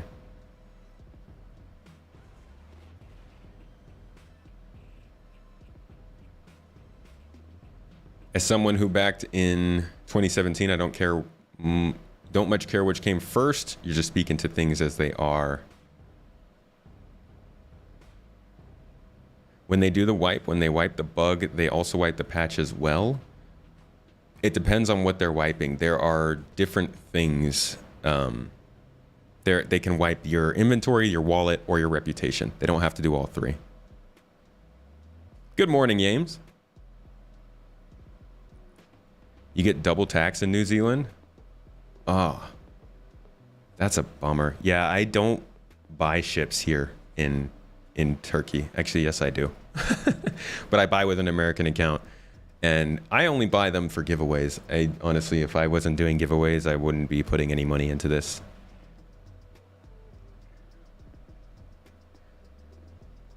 Your friends sometimes talk about the game in a negative manner because of the bad press article they saw. You sometimes try to defend the game because they're misinformed, but you don't normally talk about it. Probably not even worth it. Hey, brain damage. No one knows when 3.18 is being released. Yeah, that's true. Are Pico Balls still locatable? You want to ask Croncy about that. I think they are. I don't know if all of them are in the game or not, but I do believe some of them at least are locatable. Do I think helmets interiors will be back?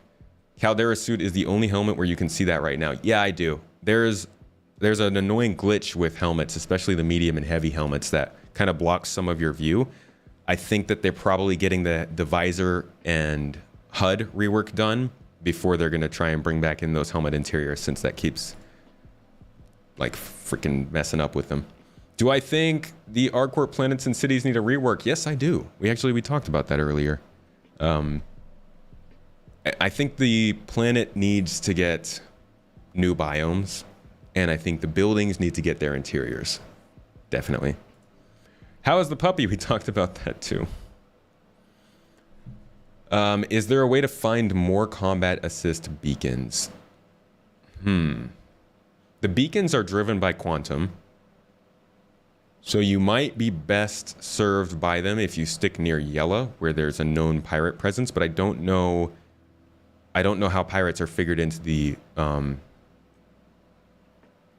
probability volumes yet. So there might be a way to get more combat assist beacons, but I haven't tested that, and I haven't seen anybody else talk about it much.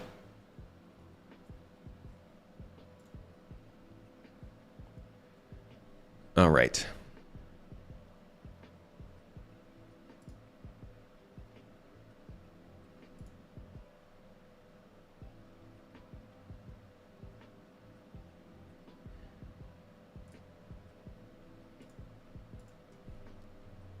Agree with the biomes and interiors.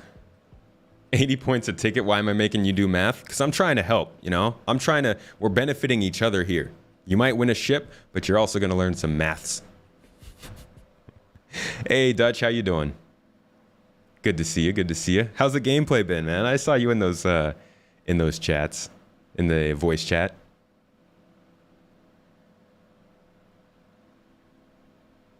Anyone know which jurisdiction you have to be in for the Black Kite mission to spawn? I think Microtech helps.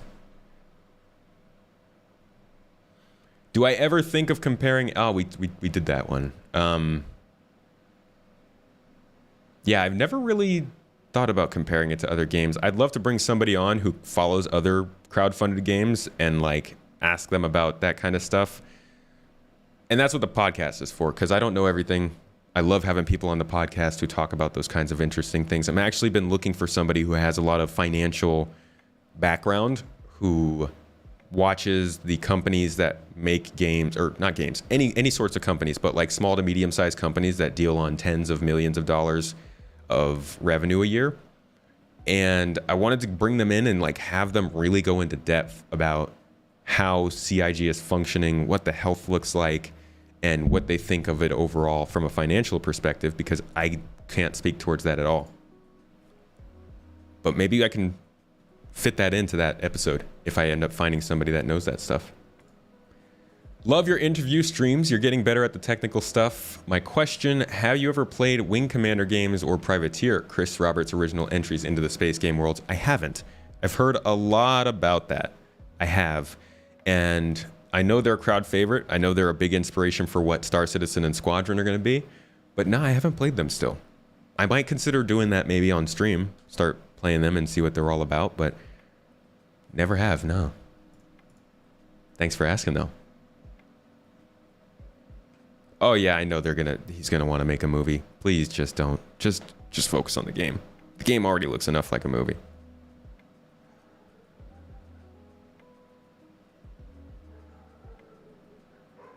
Yeah, I see Sketch. I've already told Aaron to stop with the insults. And so keeping an eye. Honestly, people, just please stop responding. Twidget, stop responding. Sketch, don't respond. Just leave it. Let it go. It doesn't matter. We don't have to debate this stuff. We're just here to talk about questions, answers, the game as it goes. Ignore. Joining an org saved you in this game. There really is only so much you can do solo. I mean, you can technically do most of it, but there's so much joy or sadness with a group. There is, yeah, the game's a lot better as a group. You can definitely play it alone, but in a group, there's just so many things that you can do when you have two people who can control a ship, or a person in a ground vehicle and a person in a ship. Like, having multiple vehicles in a proximity that do completely different things is something you can't really do in that many games. So it's cool to be able to do it in this one. And it's definitely more fun than doing it solo.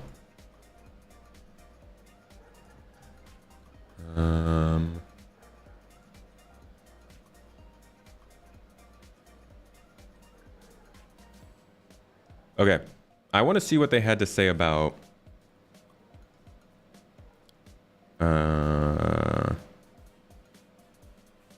actually, no. I wanted to go through Reddit and check out what people were saying.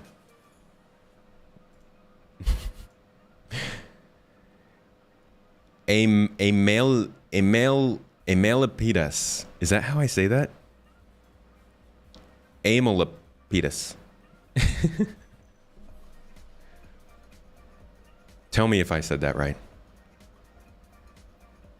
Only downside you've seen with group play is things, especially prep, prep can take so long. Oh my gosh, you could spend so much time prepping for something and then you just run into like a bug, or you die or something, or you forget to set your spawn on that side of the system. You die and you're all the way over. You're like 20 minutes away. Range your bike. Ooh, good question, P Technician. I'm assuming you're asking when. When range your bike, when? I think, and I was touching on this a couple streams ago, I think the Ranger is getting work done this year. Yeah. I wouldn't expect this to actually happen, or I don't expect this to mean the bike is coming this year. I think it's still probably not going to come until late 2023 at the earliest, but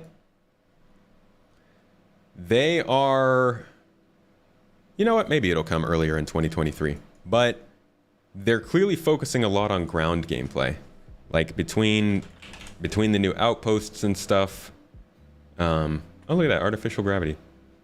I was just answering somebody on Reddit who was saying, they were asking about why the game, why humans aren't more advanced in the game. And one of the things that they mentioned was that humans don't have any control over gravity.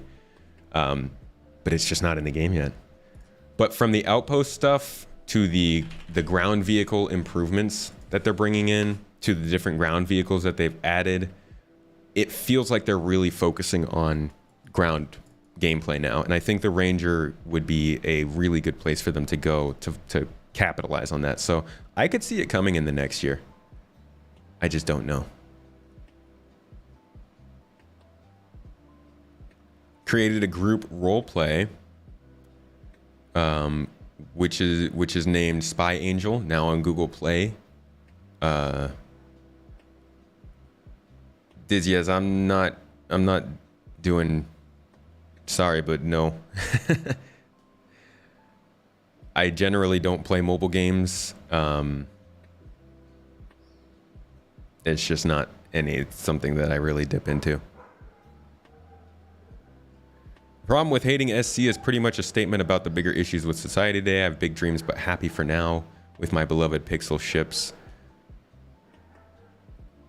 There's something to be said about ambitious projects and how much criticism they deserve versus how many mistakes they should put up with. Like, I think a good example is the California Bullet Train. That's a project that I think definitely deserves ridicule. It deserves ridicule because of the way that they've handled almost every single part of it. It's not being made to, like, it's not being made for the people. It feels like it's being made for the entities and companies that are building it, which is kind of a bummer.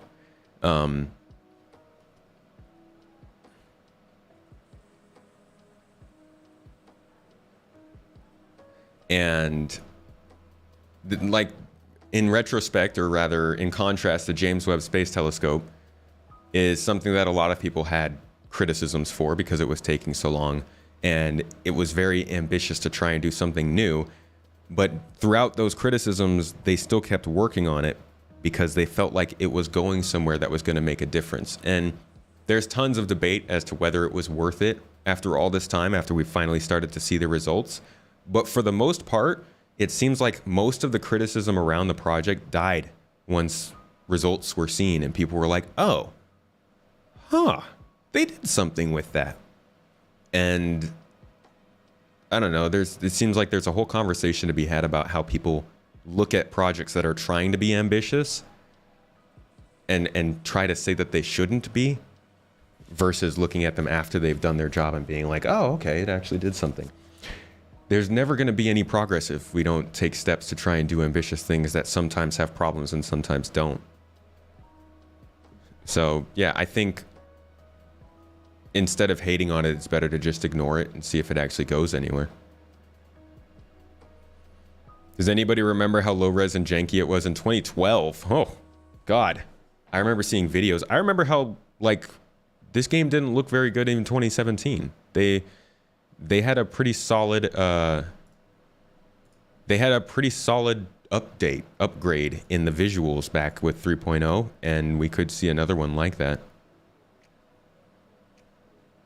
Guebu, you went to Twitch? You switched over? You heard someone say nearly 100 vehicle types will be introduced on another podcast I was on. Think that's likely over the next few years? That was probably me.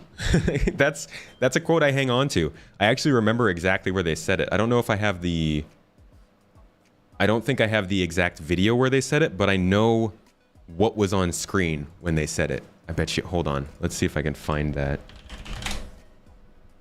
It was a shot of various ground vehicles sitting on the ground next to each other at Microtech. It was this one, this episode. Ground vehicle improvements. What was this? This was driving force. So I bet this has something to do with ground vehicles. Let's see if we can find that quote. Because they did say they want to have 100 ground vehicles, and I don't think that's going to happen in the next few years. I think that's over the lifetime of the game, to be honest. But I am interested in hearing more about the concepts that they think might supply that number, because that's a lot of ground vehicles. Like, dare I say, too many for a space sim. Let's see. Refuel and repair. Ah, this is probably it. Here, driving force.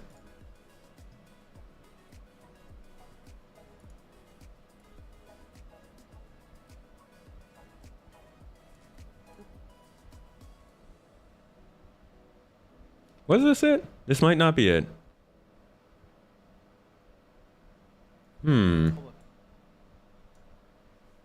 Here? It's a little bit too arcadey, and we want. It might have actually been in the Star Citizen Live that corresponded to this. So each of the ground vehicles all are like wildly different ground vehicles, right? Having more flexibility over how you can tune the vehicles and a more physically accurate way to tune the vehicles will result in a more believable experience. Oh man, no, I was wrong. They did not say it here. It must have been a Star Citizen Live. I just think of this scene because it's probably what I was looking at when I heard them say it. More flexibility over how this scene. So actually, I don't know where I heard it. It might be on the Star Citizen Live from that same week. No, that's the VFX team. Oh gosh, am I gonna have to find the source for that now? All right, forget that I ever said it. I didn't say that. Doesn't exist. I don't know where they had said it, but it was somewhere. Yeah, maybe variants.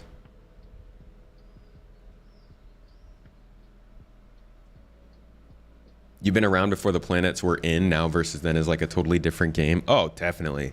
And now versus 4 years from now is probably a completely different game too.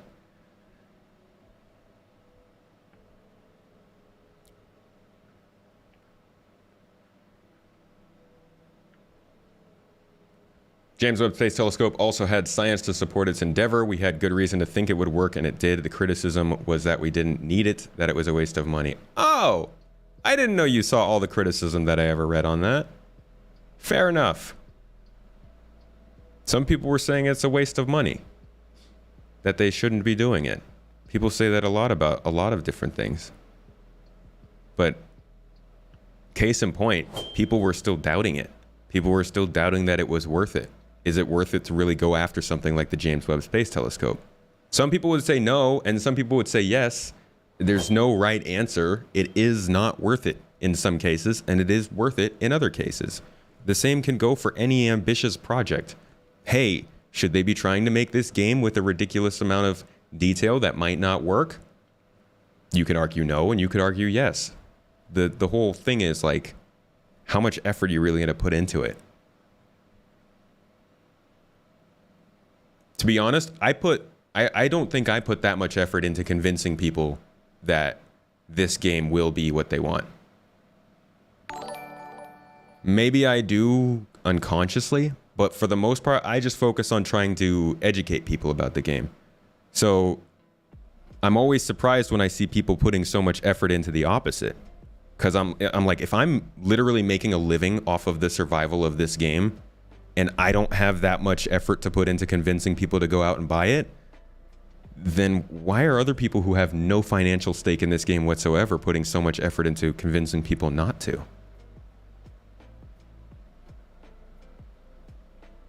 People thought the internet would never work and was a waste of money. It is a waste of money. The internet is the worst thing. No, I'm kidding. I love the internet. Internet's pretty freaking cool. Like, I can watch a camera of my house on the other side of the world. That's crazy. Robert said he was going to use our cash to fund the project. Then they were going to sell the tech for cash also. Ooh. Yeah, I could see them licensing out the engine. I hope they don't like sell it as in like the rights and stuff, because I think it's far too valuable. I think they should continue to try and build more games with it in the future. Oh God, I didn't mean like anytime soon. I mean like well into the future when Star Citizen is good and ready to go with people. I think they could start to look into alternatives, uses for the engine. Awesome, Gamer Dad. Thank you for the sub. Tier 1, first month. Appreciate the support. The amount of money that goes into things like that is a drop in the bucket if you compare it to yearly budgets. There's a lot of money in yearly budgets. With this game engine they create, they could make every simulation game they imagine. I like to develop a medieval sim. But that's what I'd like. We were talking about earlier how this could be a new genre of games. Just like a very detailed and in-depth simulator. I want to see something like that for a city builder. I want to be able to put together a city, develop the economy, go down into that city, live a life there, and like it would be a little different from Star Citizen, but like in the same way that everything is connected and all of the details are so dynamic. I want to see that in so many different types of games, and I'd back those games if they seemed like they were actually going somewhere with it. You have a question, mighty guess. Maybe I have an answer. Can you apply an LTI token to any ship you want, or does it have to be applied at the moment you buy or trade the ship? It has to be, you have to use the LTI token of a ship to upgrade to another one to keep it. You think they can sell the server tech in the future? If it's as crazy as they describe, it can really do some magic for other games too. Maybe. Hey man, Meat! How you doing? As someone who played Wing Commander, read Choose Your Own Adventure books and played every sci-fi game and watched all the series from Expanse to Star Trek to Star Wars, this game is a dream game for you. When you became a subscriber, you went back and read all the past jump points and ISCs, and you see so many things that are in Gray Box that are now in the game. They have like 80 plus ships now. I love this game and can't wait for more. Yeah, I think there's 80. It's around there. I think not including variants we have around in the game. Should see Marco Corbetta's college work before he worked for CIG. There's a low resolution video of fully procedural city. Oh, is that the person that they showed the like when we first started seeing procedural cities, they were showing us, they talked about how they had this developer who was building this stuff on his off time and they really liked it and they were considering bringing it into the game. And then like 6 months later, they brought it into the game.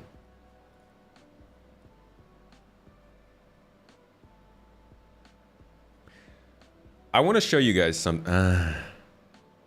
stream audio is breaking up for you. Are we having problems?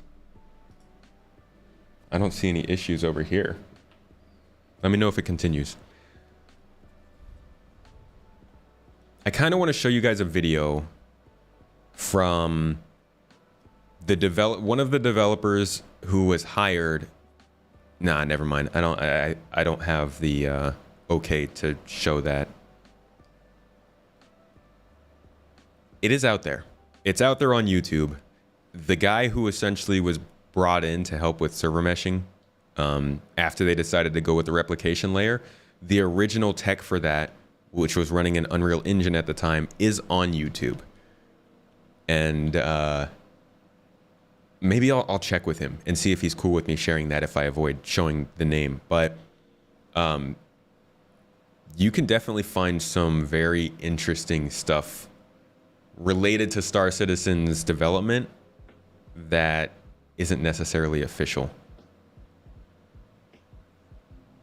And it's interesting, not necessarily because it shows you where Star Citizen is going or anything, but it shows that there was technology out there in the wild being made by somebody, and CIG actively knew what their problem was and said, that person can probably help us get past this, let's bring them in.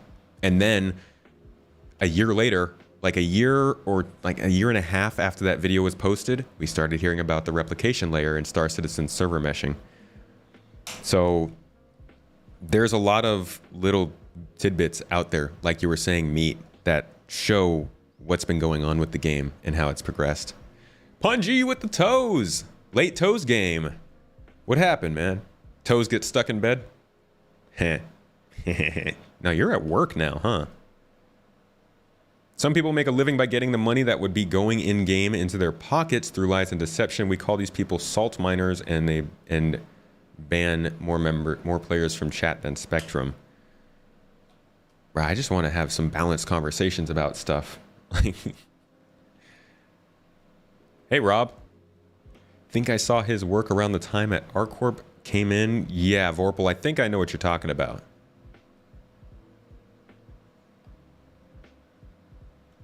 You just yelled at your phone, but it was the stream. Good to know.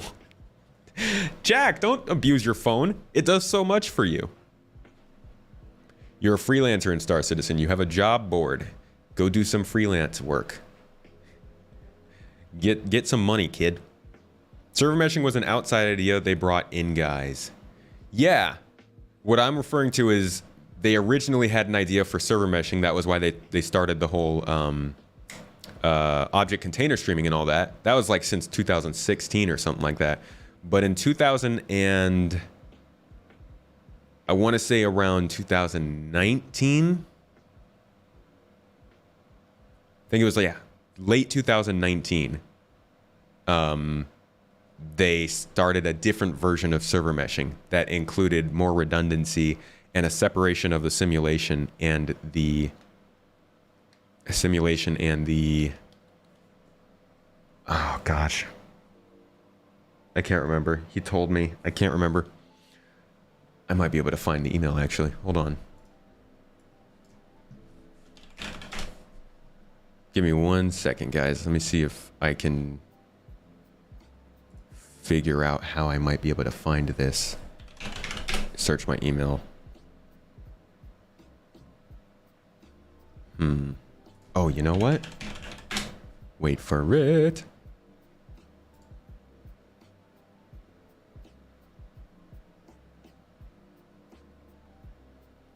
Sorry. Sorry, everybody. Load earlier. Okay, here we go.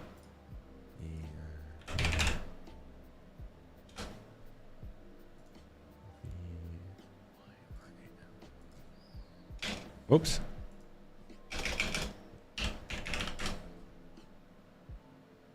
Oh, come on.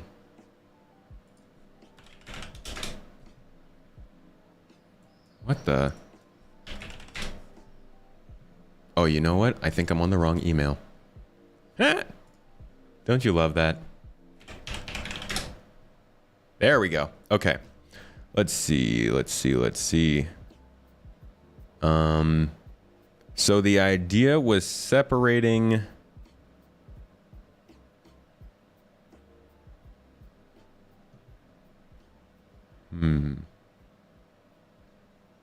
Nope, it's not in here. I don't know where it is, but let me see if I can pull up the video real quick. Oh, yeah. Yeah, I can't show this on here. I'll have to confirm. But it's out there somewhere. 3 Lateral and them were making SE character systems before they went off and made MetaHuman. Was 3 Lateral? I never really got an idea of how much 3 Lateral was involved.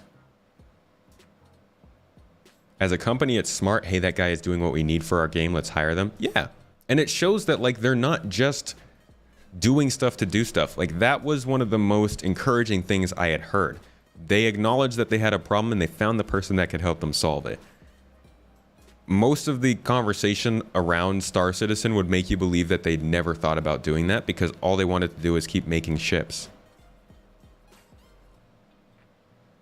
Coolest thing in the world would be if they open source their entire game. Oh, there'd probably be licensing issues though. The technology is so impressive. Yeah, it would also be kind of a kick to the face for all of us, right? We funded it like crazy and then they just go open source.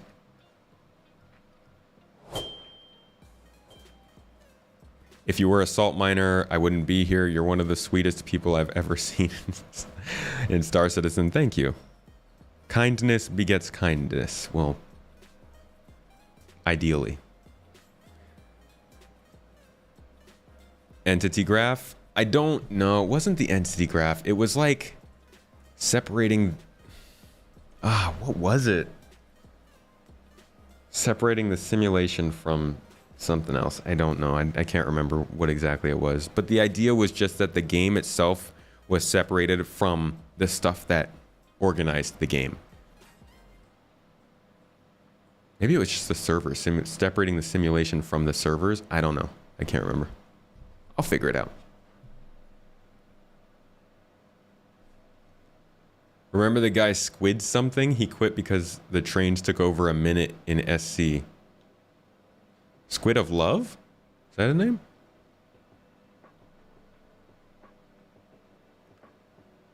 Server meshing isn't separate from the rep simulation in any meaningful sense. No, not server meshing being separate. The idea was that they were separating the simulation from something else using the replication layer. I really wish I could find it. Maybe it was on a different message.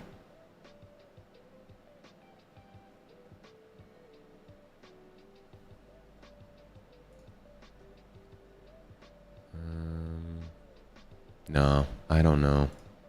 I don't know where I even had that conversation. The iCache we all love. You like salty SC peeps? You mean people who are salty about SC, or SC fans who are salty about other people? Sorry if I missed your question, DJ. What do I think about letting players play as alien races? I think that'd be a great DLC for after the game launches for sure. I think they should start with Banu. And then after that, maybe... Whoa, that's a big warship coming in. There's like a destroyer coming into the harbor. That's pretty neat. Wish I could like turn the camera and show you all, but I don't think you'd be able to see it from there. I'd also probably break the camera. But it looks cool. I think, yeah, Banu and then Xion and then maybe, I don't know, Vandul. That'd be pretty crazy. Or maybe Tavarin would make more sense since they're already part of the UEE. Simulation in the state of the game. That wasn't it, but I think it was kind of the same idea. They're separating the simulation from really like the backbone and saying everything that's simulated can continue to simulate even if something crashes. Javelin tours. It probably isn't even actually a destroyer. I don't know my ship names. I just see guns on it and it's like the shape that I've seen boats that are called destroyers. For all I know, this thing could be hauling potatoes. Am I near a harbor? Yeah. So I want to say like every coastal city in Turkey, or most big coastal cities in Turkey, have a harbor, and most of them also have a military base. So like I see military ships rolling in here every day. You can't even buy food in Lorville. You can't buy food in Arcorp either, Area 18. You have to go to the freaking spaceport. Just horrible oversight. Am I talking about the giant item containers that surround space stations? No, I was talking about... If you're talking about what I was saying about separation of stuff, I was talking about server meshing, and it was really the concept that follows... where is it? Where the heck did it go?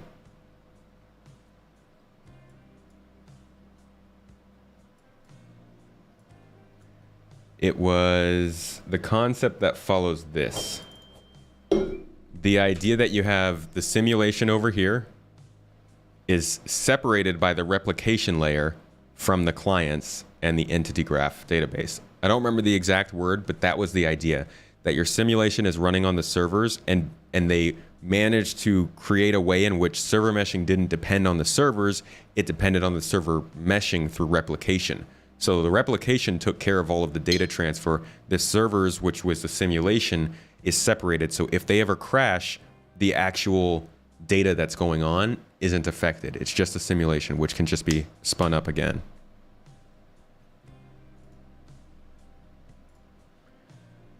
No, they're not. Is that a response to me? No, they're not to what? Oh, I see. Talking about stands for food. Do I think we will have World War III with Russia and China? That's out of left field. I don't think that really applies to the current conversation. I guess you were, because I was talking about military stuff. I don't want to get into that. Like, I really don't want to get into that. CR forces you to travel planned.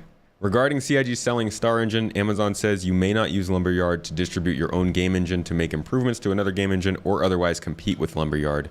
But isn't Star Engine competing with Lumberyard? Technically? I don't think they're bound by Lumberyard stuff anymore. So when you start up the engine, doesn't it? It used to pop up. I guess it was like the start screen. Let's see. Like that first screen that pops up here. Oh, it doesn't say it anymore. It used to say Lumberyard on this screen. I think they got to the point where they don't have to acknowledge that anymore. I don't know. There's a game called World War III. There is a hot dog and ramen cart outside the apartments in Area 18. Ah, oh, that's right. Yeah, next to... What is it called? Next to, like, across from Cubby Blast.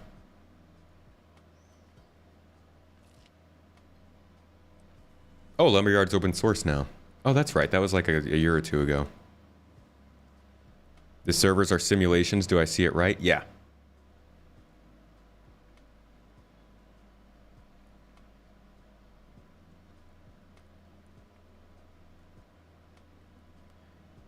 Lumberyard is mall open dev now. All open dev, yeah. Gotcha. You're sure CIG has their own terms on the use of the engine since they are such a large consumer? Yeah, they're a big boy now. They have a full CryEngine license with redistribution right. That was the part of... Oh, okay. So they're really based on CryEngine, which is good because they have all the CryEngine people there. Like a ton of them. There's now food in a lot of places in Area 18. Crouch, good to see you, by the way. Thanks for jumping in. Did they add food to Area 18? I'm really happy to hear that, actually, because that was so weird earlier this year. Tammany and Son sells water and beef chunks at Loreville.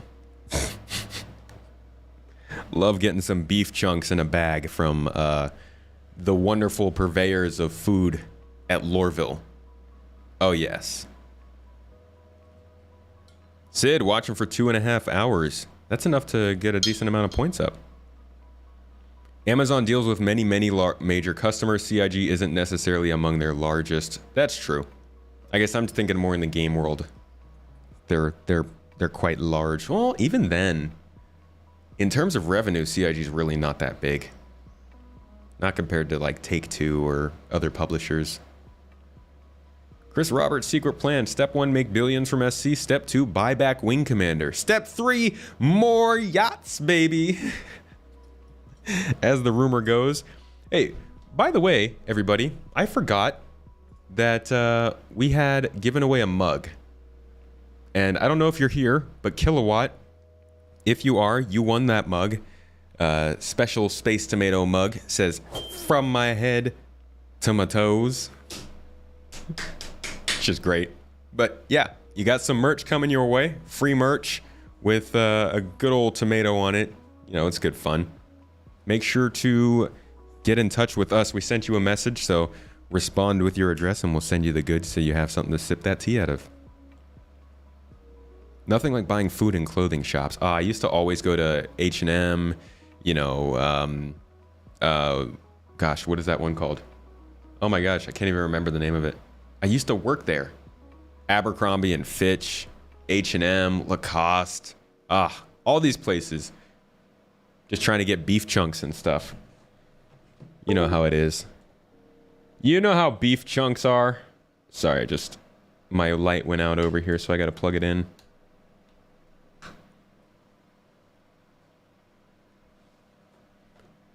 Abercrombie and lunch.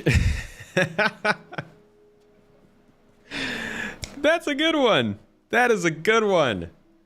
Hey, you finally started streaming Star Citizen after watching my videos. Thanks for the informative content and inspiration. No problem, Space Bub. I hope the streams have been going well, and you've been, above all, having fun with them. They're not large in the grand scheme of things, yeah, but you imagine they are a large-ish consumer of AWS? 7-figure monthly bills get the attention. Yeah, I have no idea. I have no sense of scale in terms of, I know that AWS controls a lot of the back end of the internet, but I have no idea in terms of a single customer or how much they take or anything like that. I hate the last part of a water bottle. Beef chunks. Okay, so before we finish off here, because I am gonna actually be turning in fairly soon. It's a little bit of a shorter stream today, guys. My bad. We got people coming over. But before we finish up, how about we talk about the ship showdown? And let's take a look actually at what they've been showing so far for this. So, oh, actually first let's look at the roadmap roundup. Roadmap roundup. Is it not out yet? Did not actually do one yet? No, there is none yet. Oh, I thought somebody was saying that it was out. Just working your way through the bugs as a type 1 player. I don't know what type of player I am, but I'm right there with you. Thinking about applying to an engineering position at CIG. Yo, you definitely should. That would be cool. Do you already do game dev stuff in that regard? Or would that be a new job for you, a new path? PTV is going to win. It's a very accessible vehicle that doesn't have many skins. Yeah, that's true. Aurora MR is just enough. When will Aurora MR giveaway be announced? Next week, end of next week. Ship Showdown has officially become a meme. I'm just watching it happen from now on, no longer participating in it. I've always just watched from the outside. I've never been that crazy about it. I could care less who wins or who doesn't.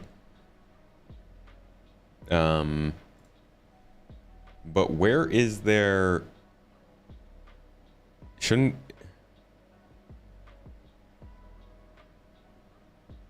Where is, I'm not seeing... I guess we could, this is a fun thread. I'm not seeing any sort of like a submission thread for Ship Showdown. Did I miss it? The Ship Showdown is just a lighthearted, meaningless meme streamer event. Hey, that's what you were saying. Which is why I am not following it this year. This is the first year I'm even considering looking at it. I actually didn't really follow all of the stuff from the Argo Cargo last year. I mean, I kind of saw it, and I talked to Astropub a lot, who was very involved in that, so I got some updates, but I didn't really pay that much attention.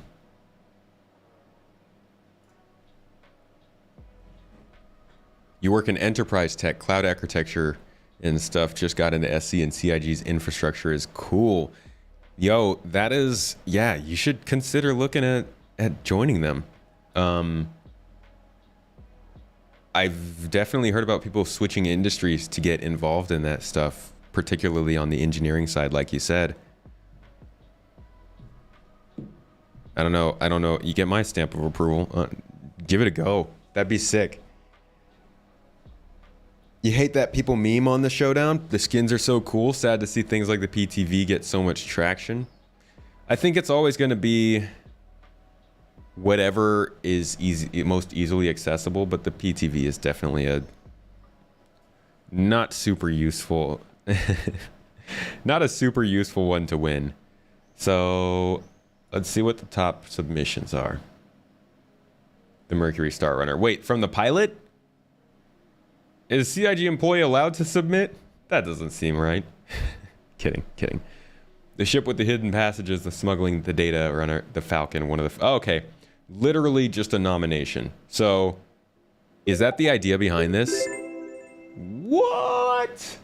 1,000 freaking bits? Thank you, appreciate any support. Right back at you. Thank you so much. I appreciate that. 1,000 bits is a good amount of freaking bitties. Thank you, Rocket Girl. I love Astropub. Maybe talk to him about that. Could be fun. Yeah, I'll be on his show probably in the next... Actually, I think it's supposed to be this month. I got to talk to him about that because I'm supposed to be on his show at some point coming up soon, and we'll probably talk about it then. 890 jump skins. 890 jump skins would be cool.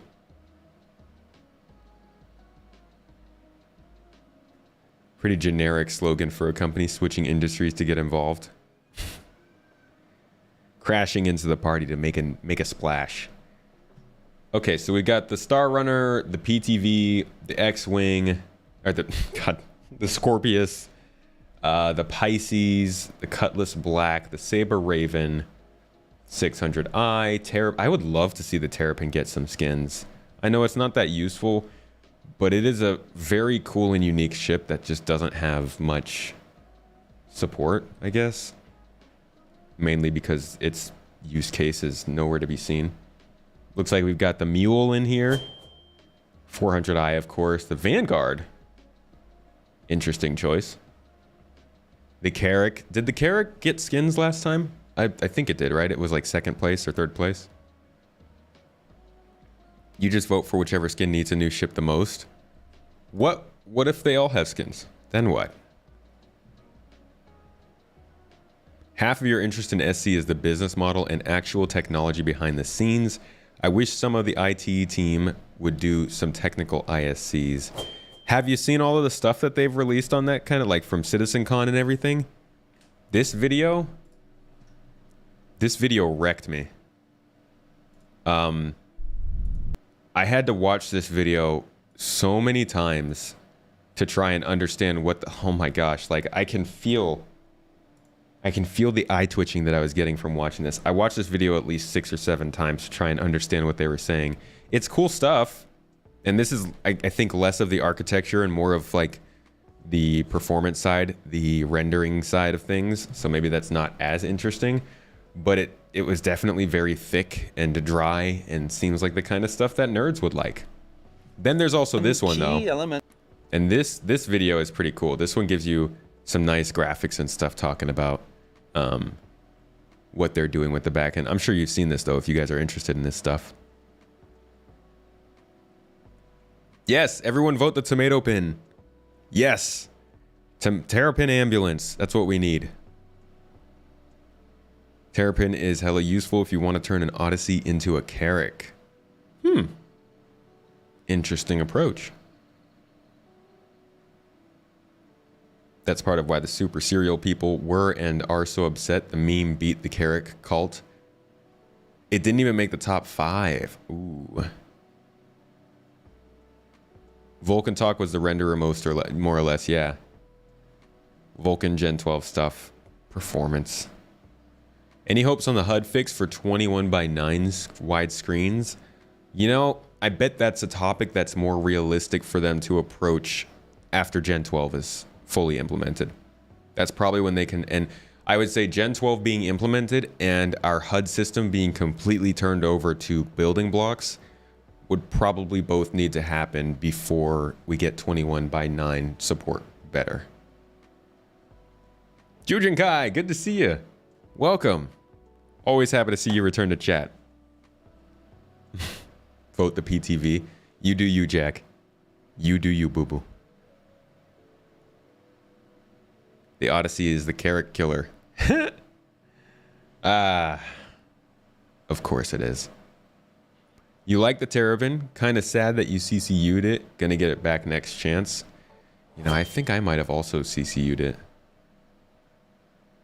I think I might have too. I'm gonna earn one in the game though. But yeah, this is a really good video for anybody who wants to know a little more about the back end. Like here's where they explain the replication layer in a little more detail than I can. The 21:9 works, but the HUD gets so big. Yeah, the glitches are not great.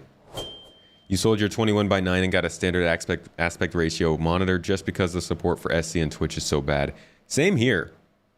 I did it because of that. I also did it because YouTube does not natively support widescreen videos as well as they support normal videos. And if I'm recording stuff in widescreen, I'm not going to want to cut it out. Like I'm not going to want to crop in for the 16:9 aspect ratio. So I figured it'd be best for me to just stick with the normal aspect ratio PC. Toyton, thank you for the sub. Coming in at 1 month on that tier 1 sub. I appreciate you. Yeah, I can link this video for you. This video is dope. Dropping it in the Twitch chat and the YouTube chat.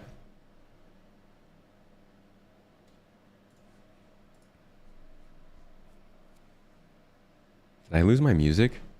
Music! I feel awkward. There we go. PTV will win because it's the next meme entry and everyone in the community is so random and hilarious. We're all so quirky. We should vote for that piece of wreckage glitched in orbit is always snowboarding down the hills of Microtech. I actually would really like to see more Pisces skins too. I think the Pisces has the potential to be the most popular ship in the game. More so than the Aurora, more than the Mustang, even more than the Avenger Titan. Because, yeah, the Avenger Titan has more cargo space, but the Pisces has jump seats. You're not going to be able to use the Avenger Titan as a taxi for passenger transport missions quite like you will with the Pisces. That thing's got cargo, it's got weapons, it's got decent styling, it's really small so it fits into certain places, and you have space for people to sit down. It's the smallest ship that can seat 3 people. So I think that one has the potential to be the most popular ship in the game, and I'm almost tempted to say if I was going to get involved in the ship showdown, that would be where my say would go. Nomad would be cool. Do we have any skins for the Nomad?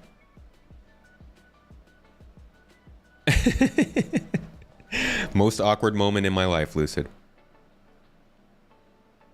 Pisces could do with a fold down bed. That's the one thing it's missing. You can't log off in there. That is its one drawback. I'm not sure, like maybe we could get sleeping bags? Please? You can't even hear the music. Is it too quiet? Now I feel extra awkward. All awkward. You'd settle on the Titan and the Pisces being against each other. Who would win? Who would win, the Titan or the Pisces? Now I wanna play that out in our own chat. Who would? Hey, come on now. Who would win? Avenger Titan or C8X Pisces? I'm gonna throw that in the YouTube chat, and then I'm gonna throw this into the Twitch chat, and I want you guys to tell me which ship would win in a show off, because both of those ships are pretty loved and they're both pretty solid ships. Like, I think either of those getting skins would be solid for a lot of players. So let's see, we'll run that poll for 5 minutes. Tell me who you think would win. There are skins for the Nomad. Okay, we have enough skins. I don't even know what they look like. Herald needs some love. The Herald, yeah, it needs another pass. I wonder if they'll wait until data running is in to give it another pass.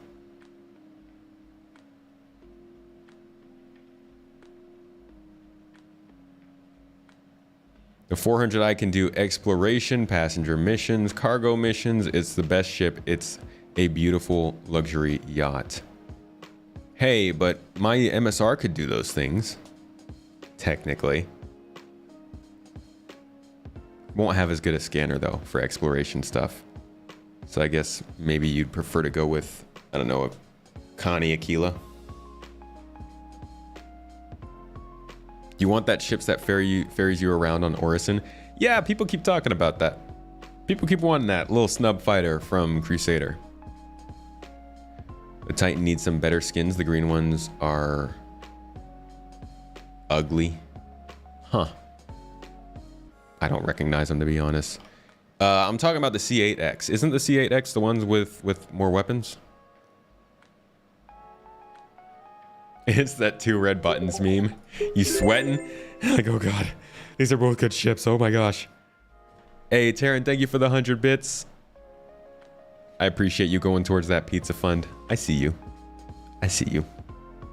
Weekly biddies for the pizza. MSR all the way. You're going MSR, Taryn. Okay. Titan already has Invictus skins from last Invictus. Yeah, but I think the Pisces also has Best of Show skins or something like that. The turtle does need a skin. And the Titan can fit the hover quad. You know, I bet you could fit a hover vehicle into a Pisces if you try hard enough. How can you get a Pisces? You can purchase one from Arcorp? I actually don't know where they sell the Pisces. You like the Avenger more, but you think the Pisces needs more skins and would win on meme power. Meme power? The Pisces is not a meme. You better watch yourself.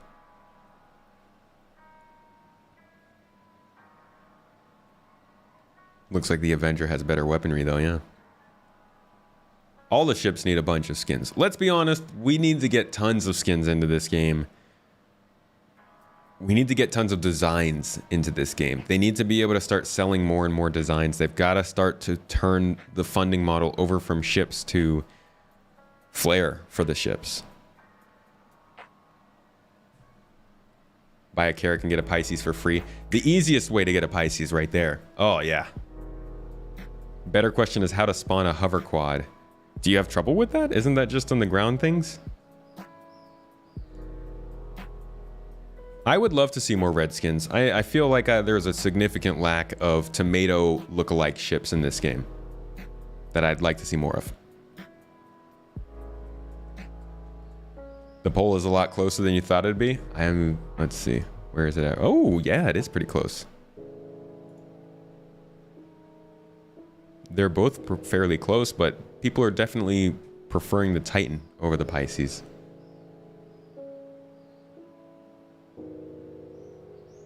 We already can buy paints in game. Yeah, but they need to figure out a good method of creating paints, or rather design specific designs, not just paints, but like vinyl designs that we can then paint ourselves that they can sell. They got to find a way to make money. Every time you spawn your hover quad at a planetary moon or pad, it jitters and then explodes. Sounds like Star Citizen.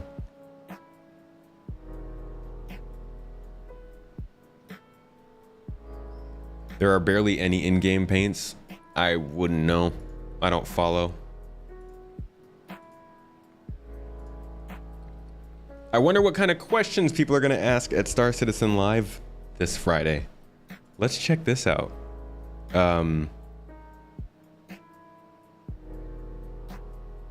New replies have been disabled. Why did they disable replies? They stopped taking questions? All right, let's see what people are asking. What's the status on the 600i Gold Standard Edition? You went quiet on modularity after getting us hyped. They did. I'd like to hear about modularity.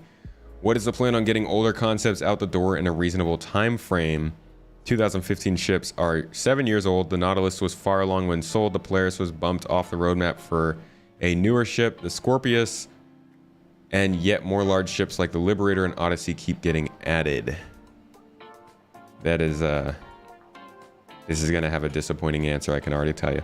Now that servers can support more players, would larger capital ships be prioritized on the roadmap? Nah. Has there been any more progress on drones for the ships that use them? That's an exciting question. I'd like to hear about drones. Somebody must have asked about AI blades here, right? Wondering because it was never officially addressed if there will be a second entry added to the MSR. That's a good question. Status of the Apollo. Does physical damage and armor affect the way you build ships? Yeah, I would like to hear them talk about the physical damage model. Now that we have salvage proving that it's possible, how long until we can disable ships rather than blowing them up? Current state of the Polaris. Kraken and Liberator and carrier options. I wish that there were less questions about ships themselves and more questions about the tech behind the ships. But they actually didn't say if this is the vehicle tech team or not. So, a little bit ambiguous about it. You just want to lock turrets forward. That's the only AI blade you want. What about turrets that auto aim?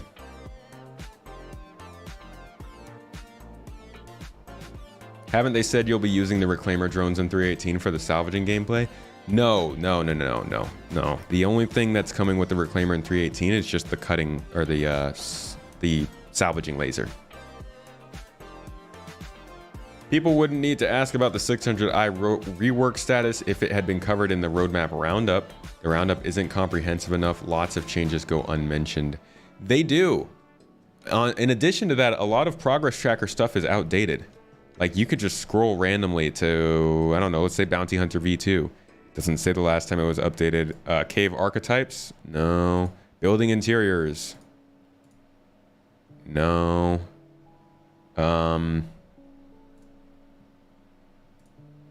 Cutting T0, cybernetics concept. Where the heck? See, there's no dates on when these things were even updated. So you never really know. You're never really sure.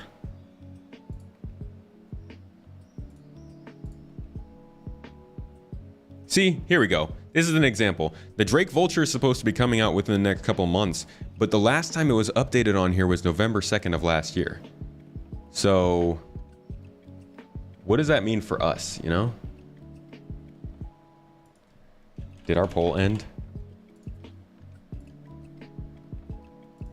I think it did. I don't... Where are the results for that? I hate how Twitch polls work. Because I can... There we go. Looks like you guys chose the Avenger Titan. 57%, 21 to 16 chose the Avenger Titan versus the Pisces. And on YouTube... Whoops. On YouTube, oh, it's even more drastic. 61 votes versus 61% versus 38. So y'all want the Avenger Titan to win. I see you. I see you. We'll see. We'll meet outside and talk it out. Because Pisces for life. Clever Ruse, thank you so much for becoming a member on YouTube. I'll do my plug, I guess, since the stream is almost over. Clever Ruse, I'd like to thank you for being a member and let you know that if you do go to youtube.com/spacetomato, you can actually... Oh, why does it bring up that channel first? You can actually scroll down to here, this section called Member Only Videos, and as a YouTube channel member or even as a Twitch subscriber, you have access to these on Discord, but as a channel member, you get all of these exclusive videos to watch whenever you'd like. I'm adding a new one every month. I make exclusive videos that go more into the development of the game and kind of the history of how it's been progressing. So they're more in depth than my normal videos, and to be quite honest, I have a lot more fun making them. So if you're interested in that as a member, I do encourage you. They're right here on the main channel if you want to check them out. And anybody who wants to support in Twitch or YouTube or even as a Patreon member, you can do so, and you will also get access to those videos as well as some behind the scenes stuff, exclusive chat rooms, and some other stuff. You also just help us keep doing what we're doing. This is the only income for me and my wife, and this is how we make our living, so all the support helps us a ton. And also, I'd just like to thank everybody for being here. You guys are awesome. Cybernetics, what's going on with them? I don't know. I do have some footage about it. See if I can find it. It would probably be in art of some sort. Maybe it'd be in features, actually. Oh, nope, here it is. Bruh. 1 second. Bruh! We're almost done here. Can you just wait a couple minutes? Oh, yeah. All right. So this is the last time they showed off some of the stuff they were doing for cybernetics. These are just concept art, but this is sort of where they're going. They've talked about how you can have injuries in between deaths that are so bad that you lose a limb, and you might have to get one of these kinds of things installed. I don't think it'll be any different functionally, but it'll be pretty cool to see. Oh, Sigelian throwing that raid down. Hey. Such a chickpea. How you doing, Sigelian? Good to see you. Were you making pizza today? God, that sounds yummy. Let me throw you a shout out, my friend. Thanks for throwing all your folks at us. We were just doing some Q&A stuff, answering questions about Star Citizen, and talking a little bit about the ship Showdown and people who criticize the game. We got super derailed with that. But now we're just wrapping things up, really looking at some last minute stuff and having a good time. Thanks for the raid though, buddy. I hope you had a good time. It looks like you already hopped on out, I understand.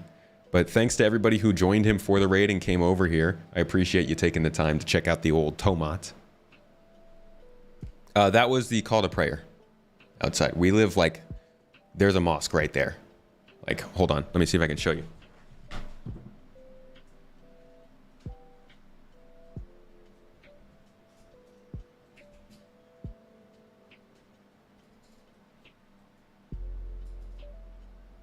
That right there is a mosque. So it's pretty loud. Okay, we're good. Haha! I did not disconnect my camera. But yeah, it's like right outside the window, so it can get kind of loud. Oh, I did move my camera a little too far over. Point that way. There you go. Is that Brittany in the back? Brittany. She started a new album. On board with it, first time ever seeing it. If you guys want to know a little bit more about, oh, this is the org page. I'm gonna plug it again. Especially this part is super cool. You can go in and add each ship that you have, so that you have your own like fleet on the actual on our org page, so everybody in the org knows what you have. And then in addition to that, you can actually go into the ship and see which of the members in our org have that ship in order to then invite them for events and stuff. So this is actually where we'll run events. We'll have a calendar here where you can start events and plan stuff out, and you'll be able to go and find the people with specific ships. Got a cool little org site if you're interested in that. But what I was going to show was Death of a Spaceman lore. Also, Jester of Woe, thank you for becoming a member on YouTube. I did not miss that. I appreciate that support. Thank you. My org is open, yes. It is not the right page. Regeneration?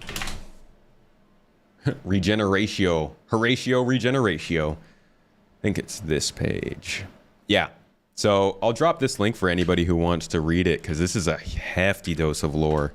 But this kind of explains how permadeath works in Star Citizen, and it's pretty in-depth. But the idea behind those arms were right here.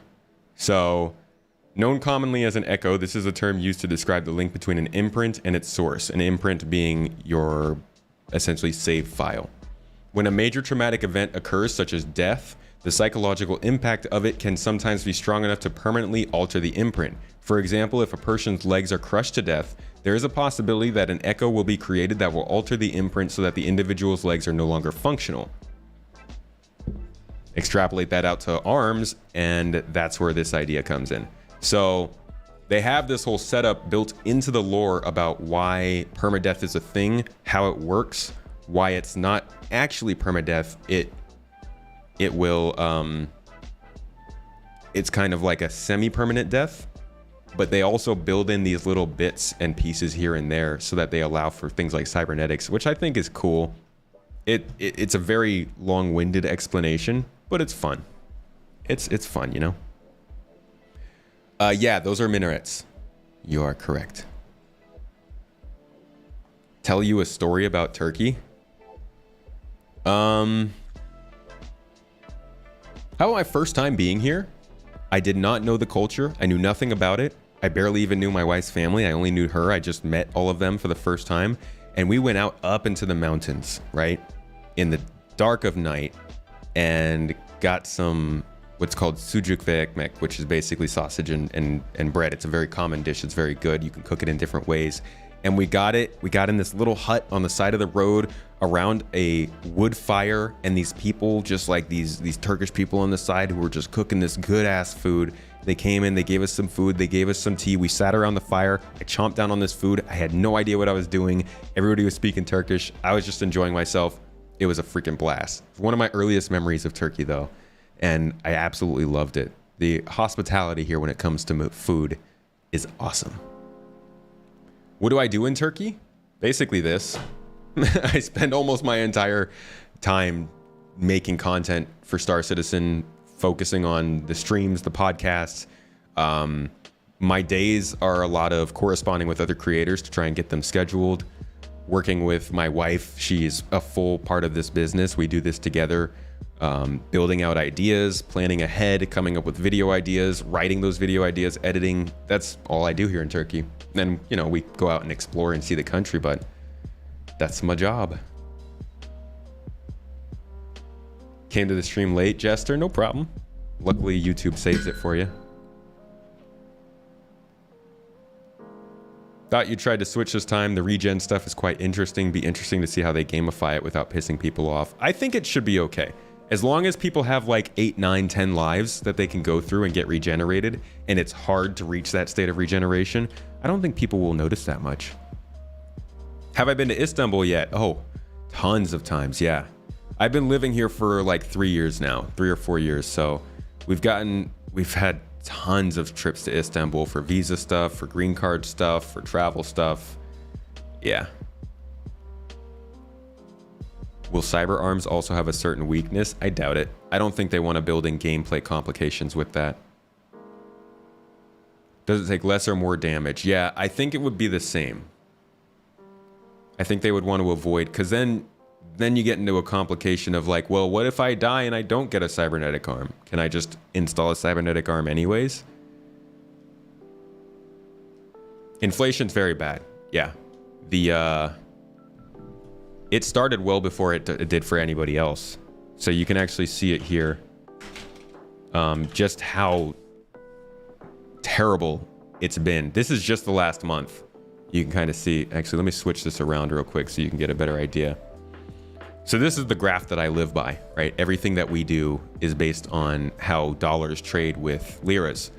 And you can see that like over the last 5 years, it's gone from 3.4 liras to $1 all the way up to 18 liras, like 1/6 of the value. Before that, you go all the way back to 2011, you're at 1.4 liras to the dollar. It was almost on parity with the dollar.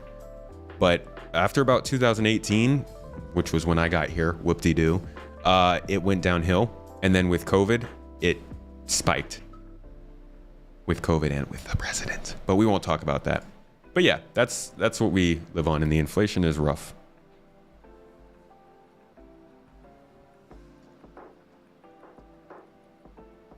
Thank you, Jack. Only been to Turkey for business once. Good tea. Oh, great tea. It's great tea. Best SC creator. Your content's always super well put together. I really like your level-headed approach. Thank you. I try to keep it level-headed. Sometimes my head gets a little unleveled, but I work on it. But listen, folks, I'm already a bit late now. I should get going because we do have some people coming over, and I've got to go help Mrs. Tomato get prepared. So I'm gonna go ahead and send y'all onwards, my friends. We're gonna do a little raid thing. All right, first,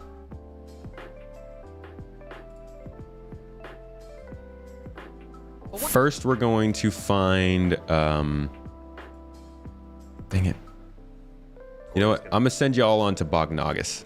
I haven't raided him in a long time. So on Twitch, Bognagus is your person. Looks like he's playing some Elite Dangerous. Do it myself because actually, yeah, you all want to see some Star Citizen, huh?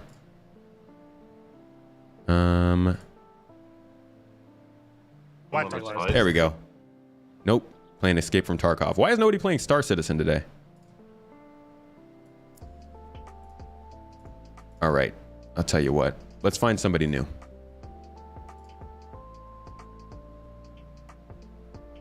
Oh God, the Twitch website is so bad.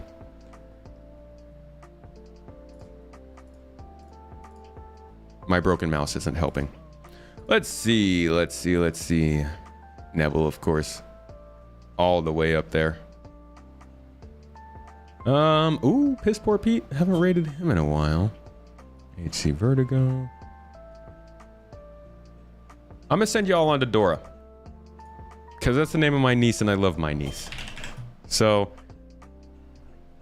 how do I spell that? Dora. There we go. Dora the Destroyer.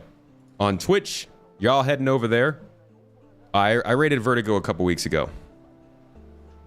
I think it was last week, maybe. And then on YouTube, we've got something new I'm going to try here. I'm going to try and redirect all of you over on YouTube to Jonathan Winters.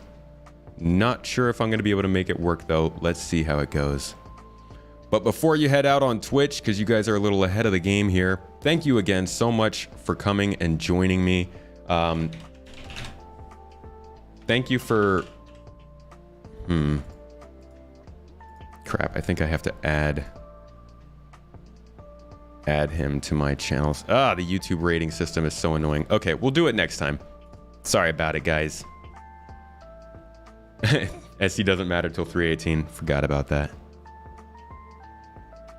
All the small SC streamers have been playing Tarkov. Yeah, a lot of people play Tarkov. There's a lot of crossover between those two games. Twitch folks, though, I love you. I'll catch you later. Have a good one. Tell Dora we said hi. And have a good week. I'll catch y'all on Friday. Maybe some KSP. Enjoy the channel. You have a great voice for radio. Thank you. Thanks for the stream. Come wreck hunting with us when you get the chance. Oh, yeah, for sure. I mean, it's GII. When am I not? Well, okay. That's unfair. I'm usually pretty busy. I will definitely. Give me a time and I'll join you guys. Anyways, folks. Y'all on YouTube, I'd like to thank you as well. I'm sorry I can't send you forward to Jonathan. Let me see real quick if by any chance I might be able to make that work real quick. Let's see. If I add this, permissions, no, community. Hidden users, here we go, live redirects. Okay, Jonathan Winters. Oh gosh, now I don't know. I don't know what his URL is. There we go. There we go. Okay, add him to that. Now let me see if it lets me throw you guys over there, because you got to look out for another YouTube streamer. There aren't that many out here. I think he has to add me to his own list, though. Yeah, it doesn't work. Okay. So we'll do it next time. You can join as an affiliate, of course. GII is not exclusive. You are free to join however you'd like. As long as you're not taking part in non-consensual PvP, you're good to go. Thanks for the stream. Thank you all for coming. Thanks for viewing. Thanks for the support, guys. And just for being here. I always have a blast with these talks. They especially help on a tough week. So thanks for the joy. Thanks for the entertainment. And I'll see y'all on Friday. Have a good one.